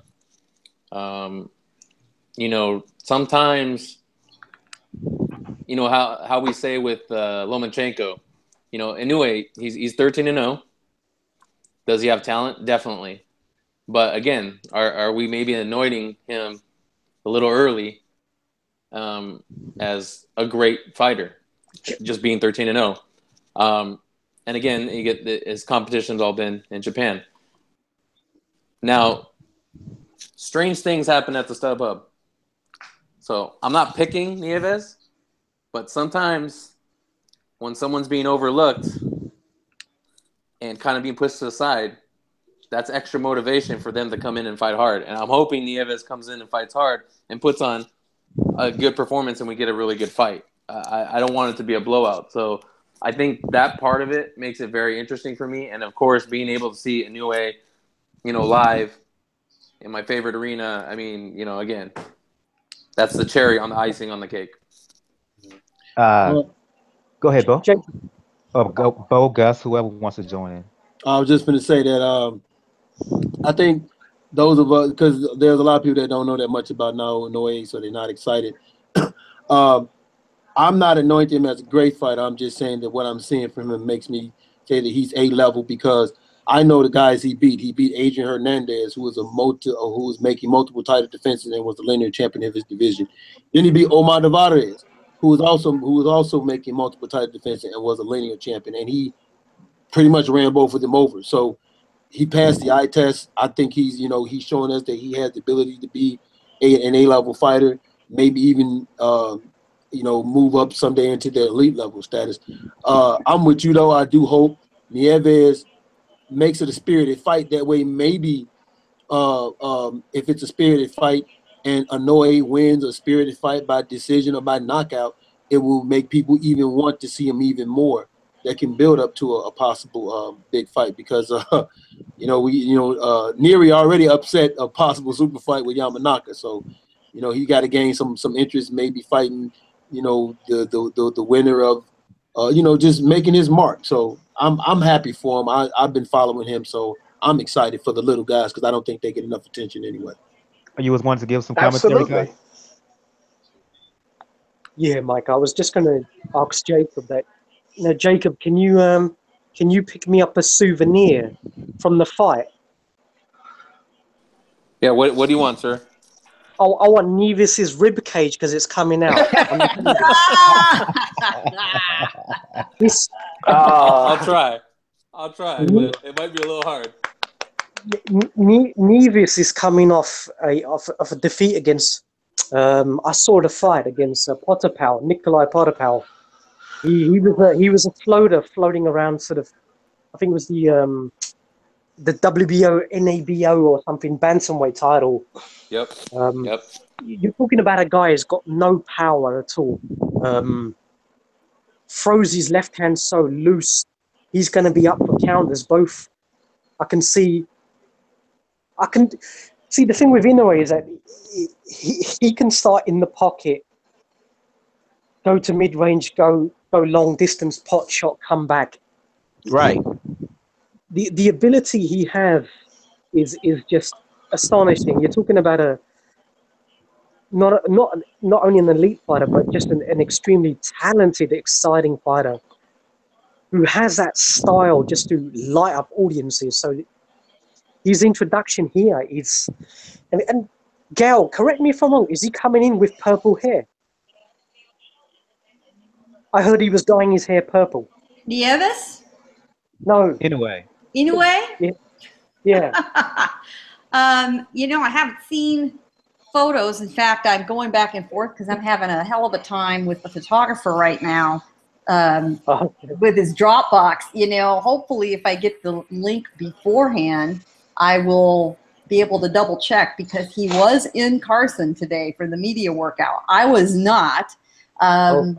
So I'm looking for photos. So we'll see if he dyed his hair quite yet. I'll give you the full report. What's the significance of the purple hair? I think he colors his hair different for every fight, and he's known for that. And he's done all kinds of crazy stuff. I didn't know if it was like he was a Lakers fan or something, and he was doing it because he's. That certainly doesn't hurt. I mean, if he dyes his hair different for every fight, and he has any particular reason to pick something, then you go. I'm looking it up now. His hair is a different color. I can't detect if that's purple or not. But it's a different shade. I'll tell you that. Yeah, that certainly doesn't surprise me. He's just coming here just to make a show, and I think it's going to be a spectacular performance. I think Nieves is going to be taken out within 3-4. I'd say 3. Gus, can I get you a reasonable souvenir? Yeah. Like a fucking shirt or something, or a headband? Program, media guide. I'll tell you what, Gus, I will score you a media guide if I can. Fantastic. Yeah. It almost looks like he has red hair. I just asked Tom Hogan, who's doing the photography for K2 this week. I left the link in here in the private chat of his video workout today. So. All right. Well, let's see. Oh, you've got video for us. Okay, well, we'll have to take a look. That is going to be interesting shape up. Yeah. Your Question though. Go ahead, Daniel. Oh, Go sorry. ahead, Daniel. Go ahead. No, about this. I'm sorry about that. This is going to be a good fight, and I do get Jacob's apprehension when it comes to fighters being anointed like as the next best thing, because we've seen plenty of guys that were put in the next best thing fall short very easily. The thing with Inoue though is that his contract in Japan is just obscene. Like he literally either has to fight a champion or somebody ranked in the top three or top five, I think. And that's just his fights in Japan. So picking Nieves is not going to be. It shouldn't be a walk in the park. Now I'm glad Nieves is taking motivation. The fact that almost everybody is just pretty much treating like Gus is treating. They were okay, yeah, it's just going to be a cakewalk for Inoue. But that remains also does remain to be seen. But I do expect Inoue to win. Late stoppage, probably 9th, 10th round. I think Nieves is going to show some of that heart that StubHub is famous for. But ultimately, it should be a good debut. And we'll see Kellerman start to talk already. Because I think they said on the last HBO card, Inoue is probably the brightest potential out of a really, really, really good golden age the Japanese fighters have had for the past decade. And that's even with guys like Higa still waiting in the wings at 108 pounds. 112. So, yeah, 108, 112, yeah. He's not that far behind. That little dude hits hard. So, it's a golden age for Japan. I'm glad they're actually now starting to get recognized here in the States. And we have to give credit to guys like Yoshihiro Kamagai and Akira Arakawa, Takashi Miura, who, okay, they didn't exactly were the best that Japan had to offer, but they showed that Bushido spirit. It showed that Japanese fighters will fight and you'll have to really earn their victory to beat them. And I'm glad that guys like that were able to show American fans that, yeah, it's not just us. It's not just welterweight. There's something you need to pay attention to below that. It's coming off really, really great. Closer look. Gail, she's not on camera right now, but she's probably lit right now because that hair is red on Inoue. Anyway, Oh yeah, it's red. I mean, that man went to a high-end hairdresser for that one. Yeah, now I said Dynamite. I'm completely wrong here. He is the monster, known as the monster. So my mistake. Let's get to the main event here. SSR Srisaket, Srisaket Sor Rungvisai, Roman Gonzalez rematch. They fought earlier this year on the Triple G Jacobs undercard. SSR scoring the upset. I said from jump that this is going to be a much tougher fight for Roman than people thought. A lot of people felt that Roman won. I thought that SSR edged it out. They're fighting a rematch again. I'll go to you on this one, Gail, since you're out there covering the fight. I see a similar kind of bout. Style mesh. They can't. Neither fighter can fight any differently. Excuse me, based on what we've seen in the past. The question for me is, Gail, it was obvious after the fight that Roman, he was teed off. He was pissed. But in the lead up to these fights in the past couple of months, um, you would think that Roman Gonzalez, you would think that Choco Latito would have steely focus and a bit of a rage, but direct opposite of that.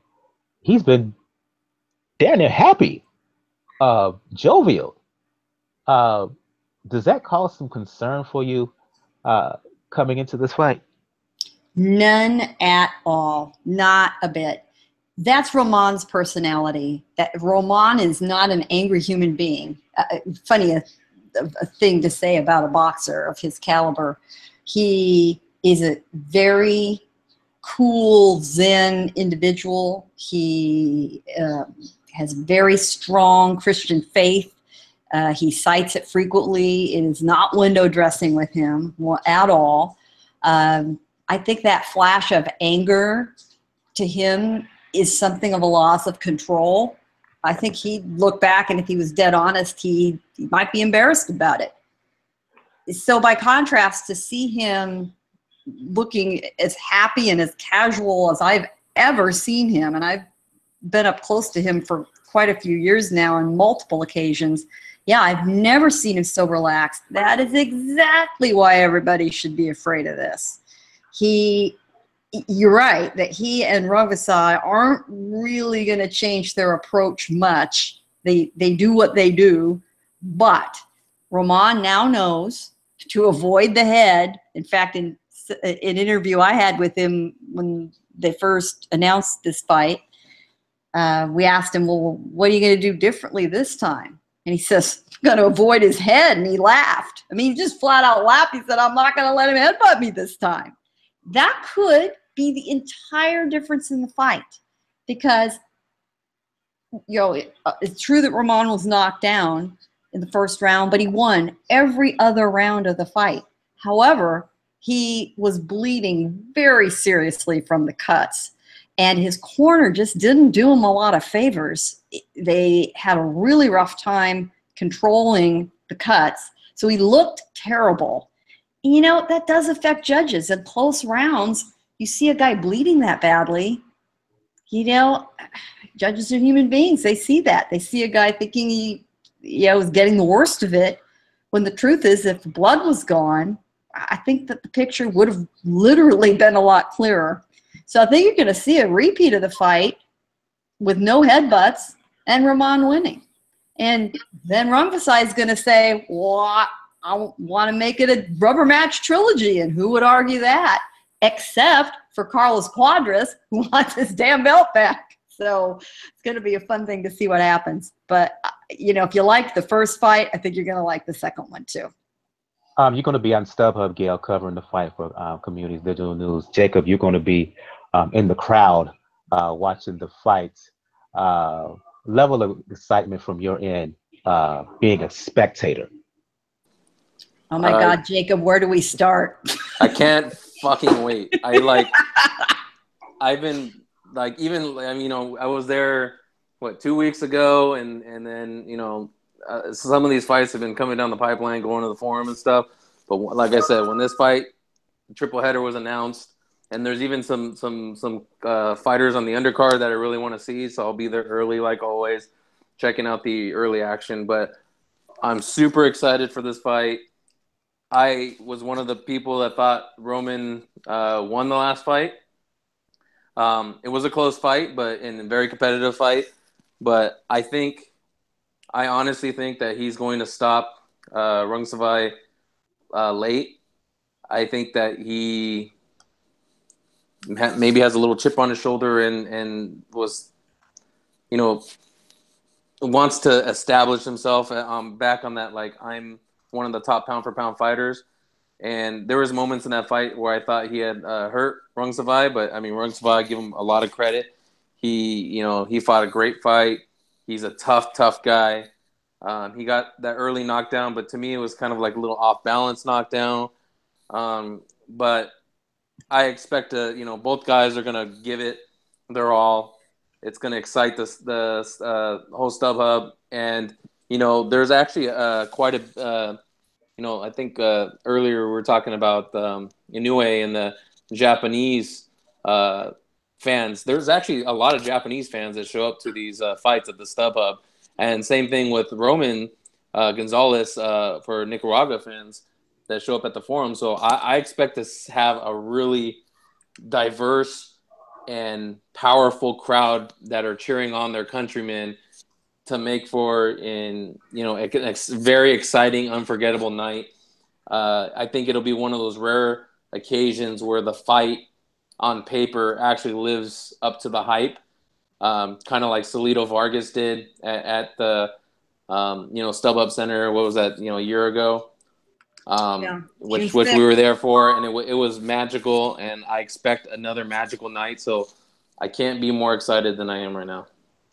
My dilemma is I'm going to be there covering, member of the boxing news media, when what I'd really like to do is be in those seats screaming my fool head off, jumping around and being a fan. I'm going to have to sit down there and stifle myself and be neutral. And, you're not really supposed to be cheering in the media section. Not that I haven't seen people erupt before because they just can't sit on their hands. But there's just no better venue in the country. The weather should be great. It's going to start a little earlier, folks. Don't miss out. The televised broadcast starts at an earlier hour than you're used to, 8 p.m. Eastern, 5 p.m. Pacific, which means that those first few televised fights are going to be in the sun, which can be a bit of a problem as the sun comes down. The angle of the shade can be a bit of a headache. But I think Jacob and I are just going to be sitting there just, on one hand, thinking, how lucky are we to be here? It's going to be sold out. The crowds are just lit up in the best possible way. They're enthusiastic. They all know that it's just a damn treat to be there. And, they act accordingly. And when they see good fights, no matter who they're rooting for, there's always a huge serving of respect to every guy and woman who's out there. And, they're just some of the most knowledgeable fight fans you can find anywhere. Your thoughts on this fight, Daniel?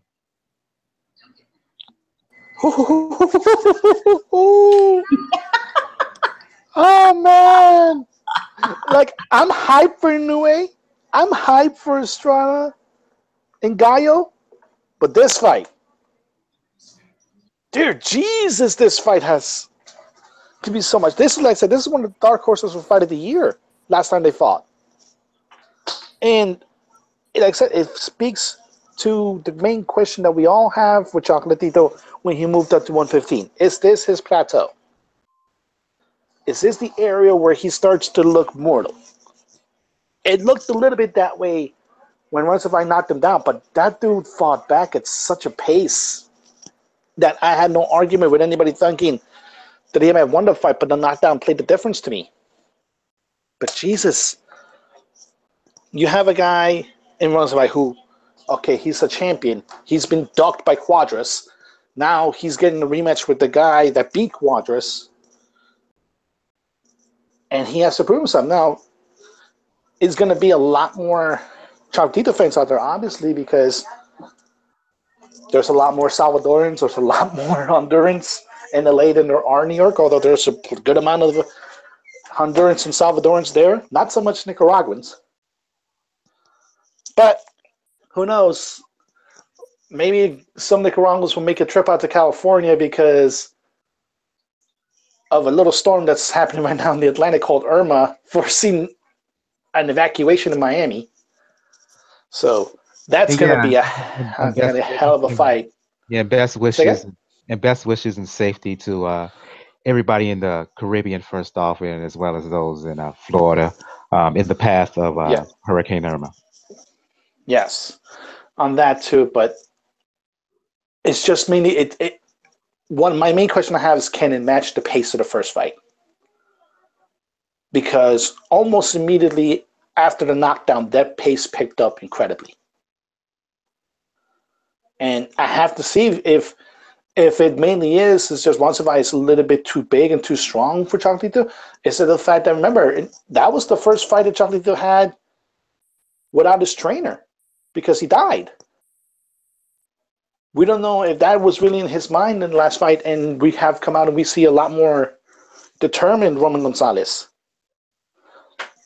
But as far as styles, I do agree with you, Mike. I don't see much of a difference. Those styles mesh, and they're best when they're facing each other. It's just whose motivation now is going to be better. Does SSR have the motivation to say, I want to stay champion? I don't want to lose this belt. Not gonna have this opportunity.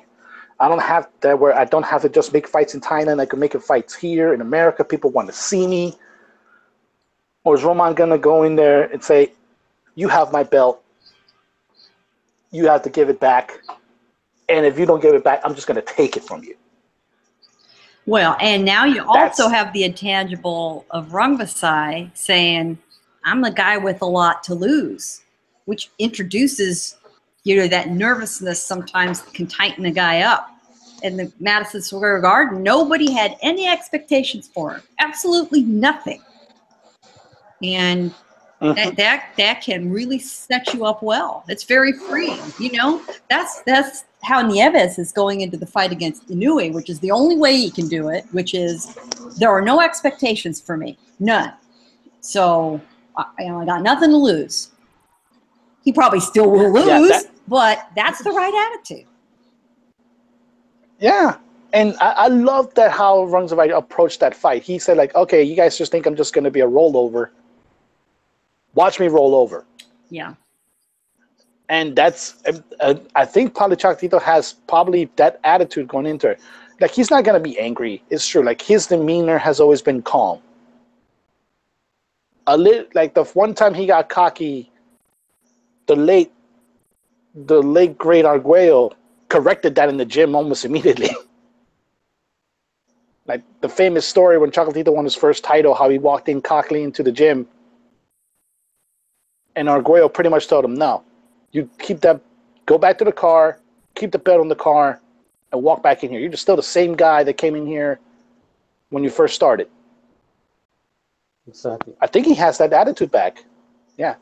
I think he has that attitude back where I have to work this.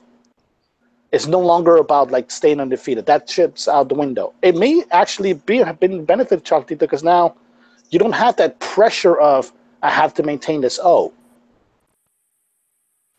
Now it's like, okay, I lost. I felt I should have won. Now I'm going to show y'all why I should have won the first time. Like, as much as I think that Cuadras and Estrada might steal the night, it's gonna be a tough contest. Going to be a tough contest with this fight. I see motivation on both sides, and ultimately, like I said, the matchup that HBO wants to do is Chocolatito Inoue. Yeah, but they don't always get to write the script. They'd like to, Yep. but they don't always get to do it. Yep. I'll tell you, Rungvisai did come in from the photos and the talk I got from up there. He's very cleaned up. He has a short little buzz haircut. There's not an ounce of fat on him. He definitely means business. By the way, Cuadras was wearing the craziest bright blue printed surfer shorts you'd ever want to see. He looked like he was ready to go to the beach. Let's start closing down the show by hearing the breakdown of this rematch, first from Gus and then finally Bo. I'll tell you what, Mike. Thank God Srisaket doesn't have a name prefix beginning with U like Unamaiten, as a lot of these guys do. Well, you'd be calling him USSR. Oh, Very astute, Gus. Very astute. But Mike, talk. You mentioned and some of the others about strategy, any proposed changes in this fight, and that's a very interesting concept because I believe there will be changes in this fight, and the reason being is that Roman has definitely made some changes, both with his strength and his conditioners and his trainer. He's gone back to Tanaka, his old trainer, who had him in Yokohama when he fought Yutaka Nida when he won the WBA minimum title. And if you look at Roman back then, his style was definitely a little bit, obviously it was a little bit raw, but it was not as much volume, but it was more single punches and especially, counter punches as well. Front foot pressure, which he has resonated as he's gone through the weight divisions. So he's relying a lot more on sort of stalking pressure, the ability to obviously cut the ring, and I think he cuts the ring better than most people.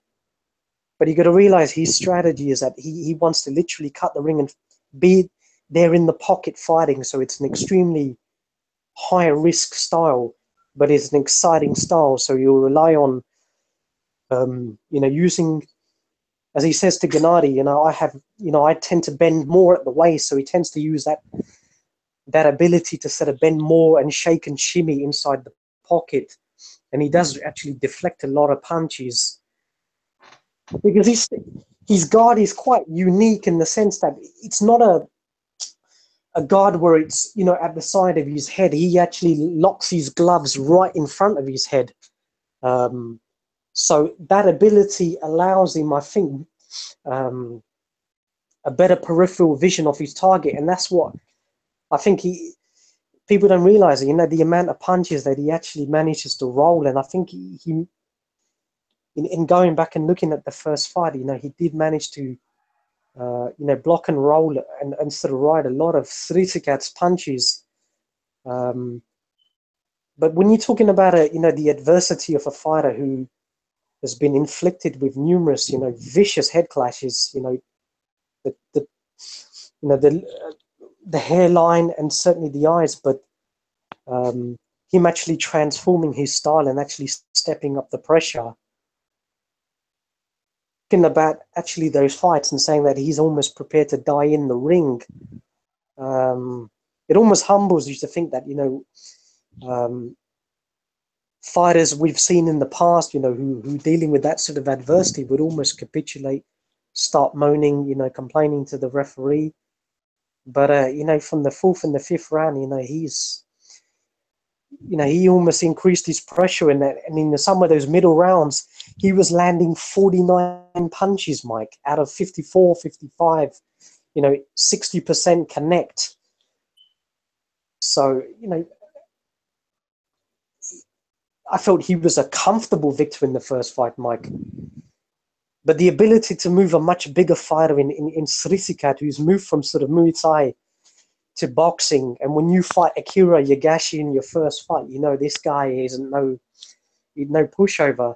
Right. Just a much bigger fight, almost 2 weight differences above. I don't even know how he makes 115.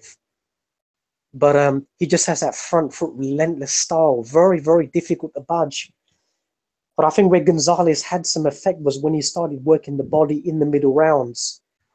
But even that didn't really have too much of a detrimental impact on the Rungvisai, who manages to catch his second wing later in the fight. And what he was doing, he was actually, when Gonzalez was pushing him back, he was very clever inside the pocket. He would lock his left hand, fire that left hook to the body, and then he would move off to the right a little bit. So he showed, definitely Srisaket showed some ability on the inside as well, fighting against, back against the ropes, which is very much what he's not prone to do, because he's been dictating fights. He's been the bully in most of the fights. So a very intriguing fight, but I think we're going to see a different Gonzalez, Mike.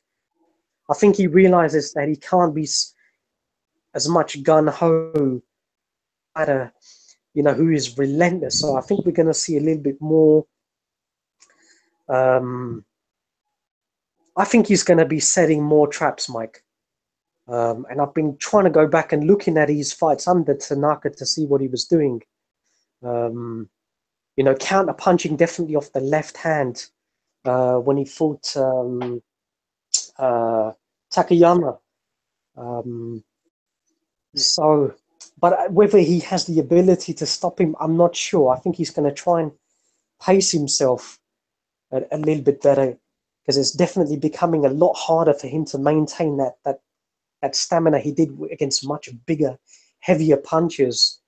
And he's definitely shown some vulnerability to the body as well, both against Rungvisai with that body shot which dropped him, and against Cuadras as well, who's fast hands, certainly gave him huge trouble, certainly in the 10th and the 11th round with body shots. So I can still see a very, very competitive, very, very difficult fight, but I think it's going to be a slightly more conservative, more better ring IQ from Gonzalez, and I can probably see a 7-5, 8-4 unanimous decision victory, Mike. Your thoughts on this rematch, Bo?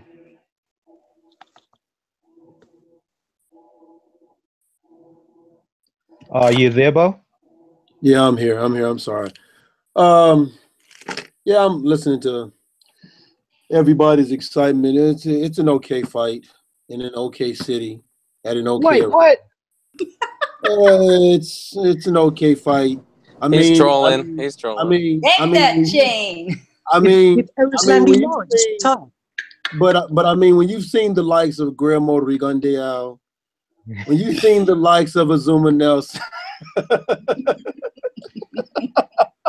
No, I like this fight all the way. I'm excited about this fight. I'm gonna tell you why.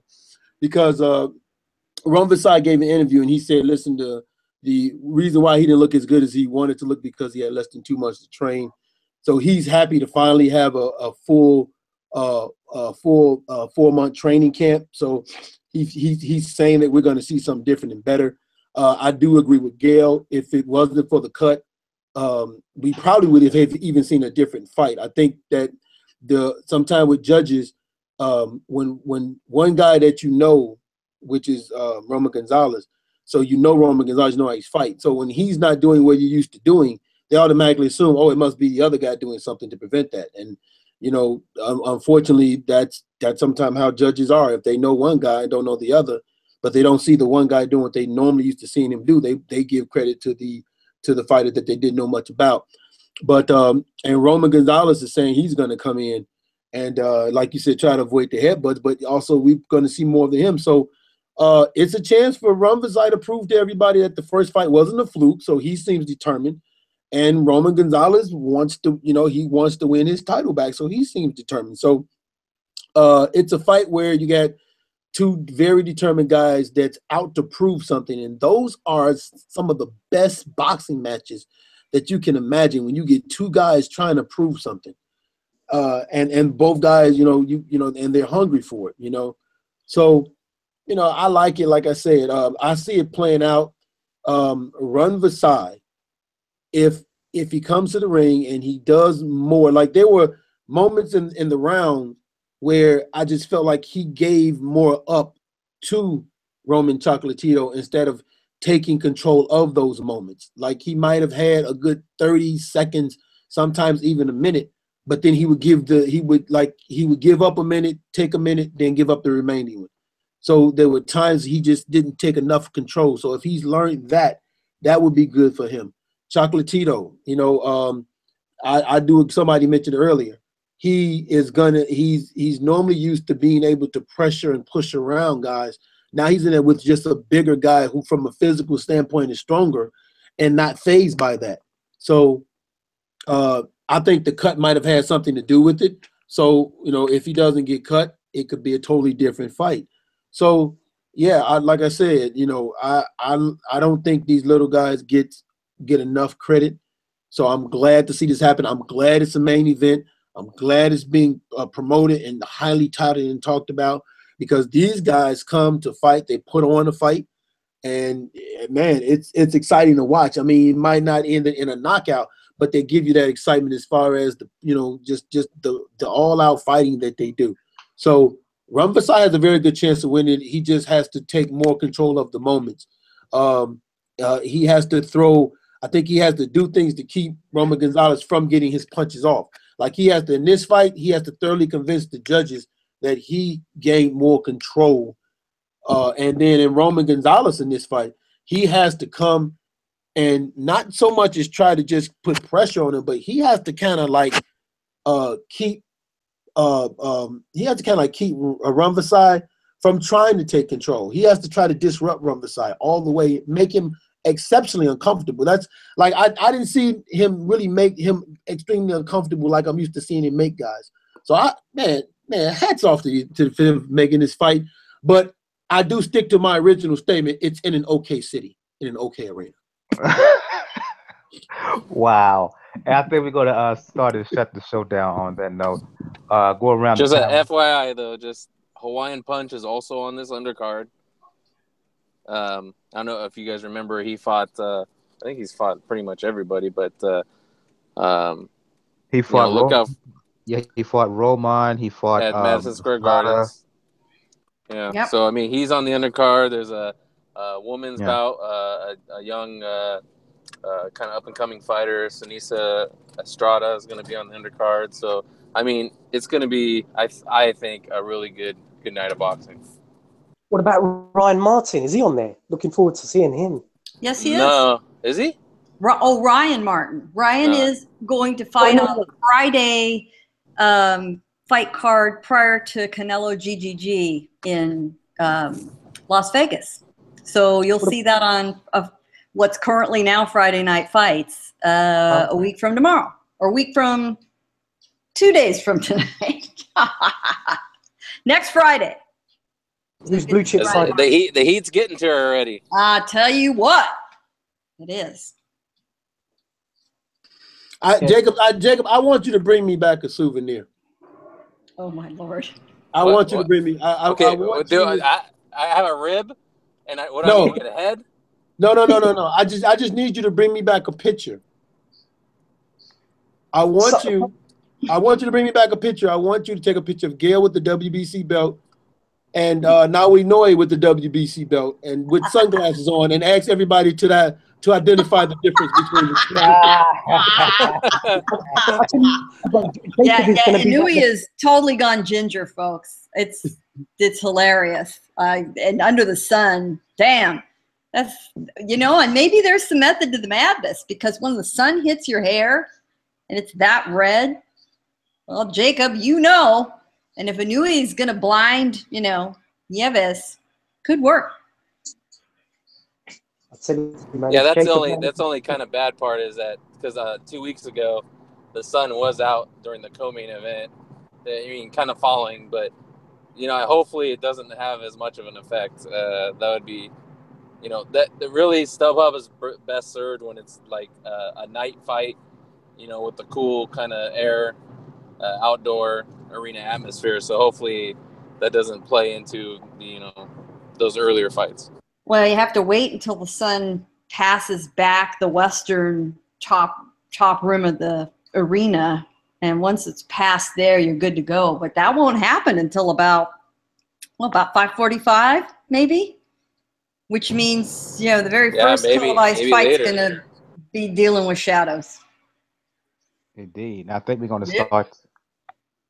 I was going to say, I think we're going to start to shut the show down on that note. I'm going to go around the panel here. Ladies first, Gail from Communities Digital News. For folks who want to talk boxing, for folks who want to talk environmental issues, or maybe catch up on your thoughts on Game of Thrones, let the folks know where they can find you. Yeah, you can find me at Communities Digital News, which is COM, COMM, Digi, DIGI News, comdiginews.com. That's the handle on Twitter. I'm PR Pro San Diego. You'll see that fine WBC belt on my avatar. And by the way, folks, as soon as the show shuts down, if you're listening live, you best tune into the U.S. Open, because Roger Federer looks like he's going down. Yeah, Fed is in trouble. Yeah. No doubt about it. He's in trouble. Go to you, Gus. Got you at the Batcave to talk about this fight. For folks who want to talk the sweet science, for folks who want to talk music, let them know where they can hit you at. Yeah, folks can catch me at my Batcave. The coordinates are longitude 126.32 west, latitude 1664 west.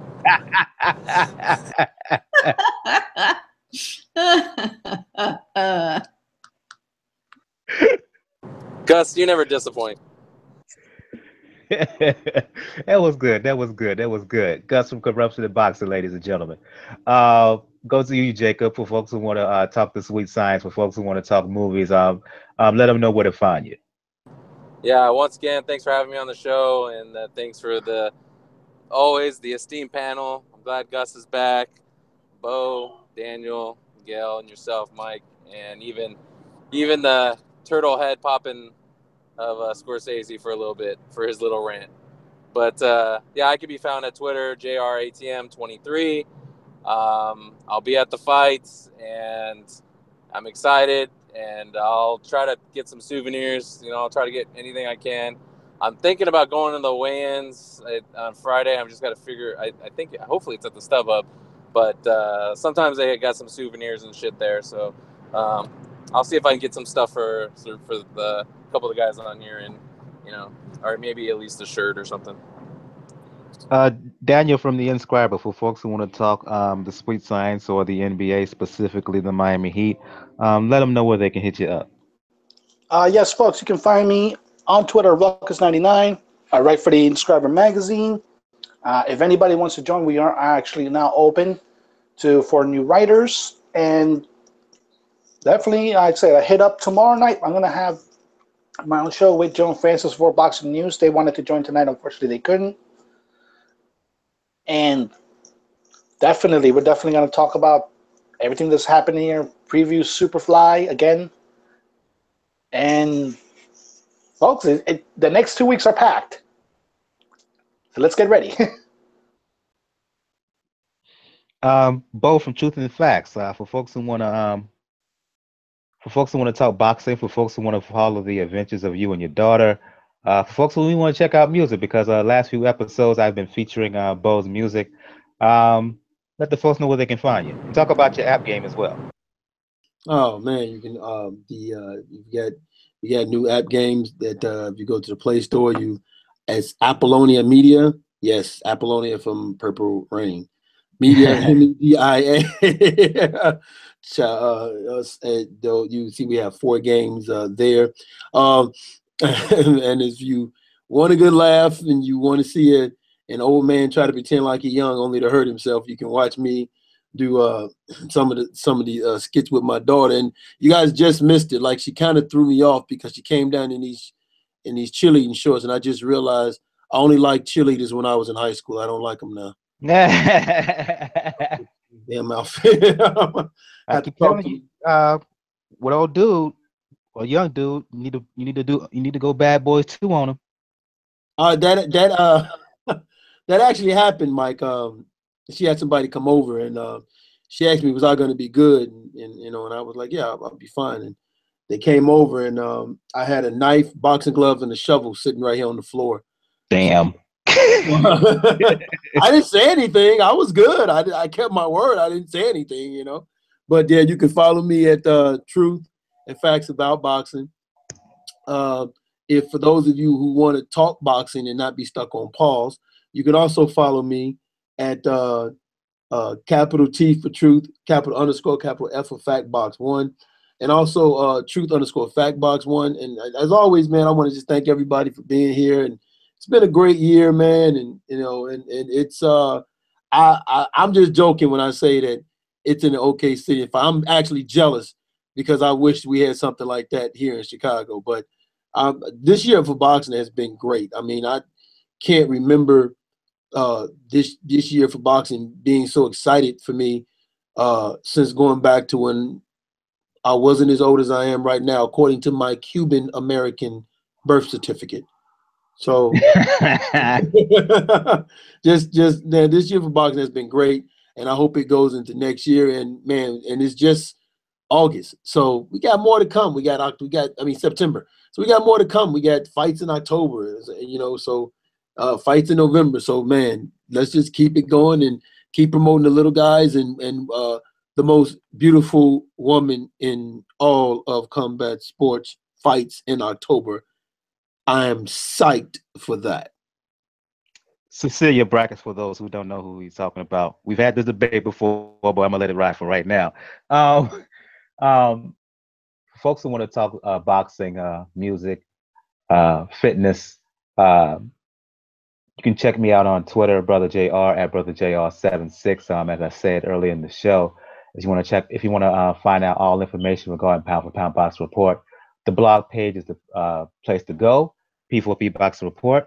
.wordpress.com. Check the right of the blog page. You can find links to our pages and channels on G Plus, YouTube, Tumblr, Twitter, and like I said earlier, I may get back to putting episodes and stuff like that on Pinterest as well. Also, if you check the right of the page, you can find links to where to listen to us on SoundCloud, iTunes, Google Play Music, Player FM, as well as Mixcloud. On the next episode, we will do a recap of the Benavidez fight with Richard Gavril, Usyk, and Marco Huck to start the cruiserweight tournament, as well as the Superfly card. Also, we will do a big preview of Gennady Golovkin, Canelo Alvarez. The fight has finally happened. It's coming up September 16th, so we'll do a preview of that. Also, Joseph Diaz is going to be fighting Jorge Lara on the undercard. Predicting a possible upset. I'm just saying it right now. Gus and I both. Also, Billy Joe Saunders is fighting that weekend as well. Colin Smith is also fighting, and pretty intriguing junior flyweight bout happening in the Philippines between Milan Malindo, Hecky Butler. So we would try to talk about all of those fights. So for Gail from Communities Digital News, from Gus from Corruption and Boxing, excuse me, Daniel from The Inscriber, Jacob from Jab Hook, both from Truth and Facts. I'm your host, Michael. This has been episode 182 of the Pound for Pound Boxing Report. We will see you guys next time. Everybody have a good evening. Good night. Good night. Shout out to you, Mike, for your fitness thing, man. You're Yeah. you know, Yeah, beach fitness. Yeah, you got me going back. follow him on Instagram. He's putting in the work. He's a beast, and Yeah. you know, I'm proud of you, man. And You yeah, made me- yeah, just check out the blog page. I do got the links are up for the online coaching site. So You made me put appreciate my shirt back on. everybody. Yeah, I put this shirt back on. Y'all have a good night, folks. Y'all have a Right. good night.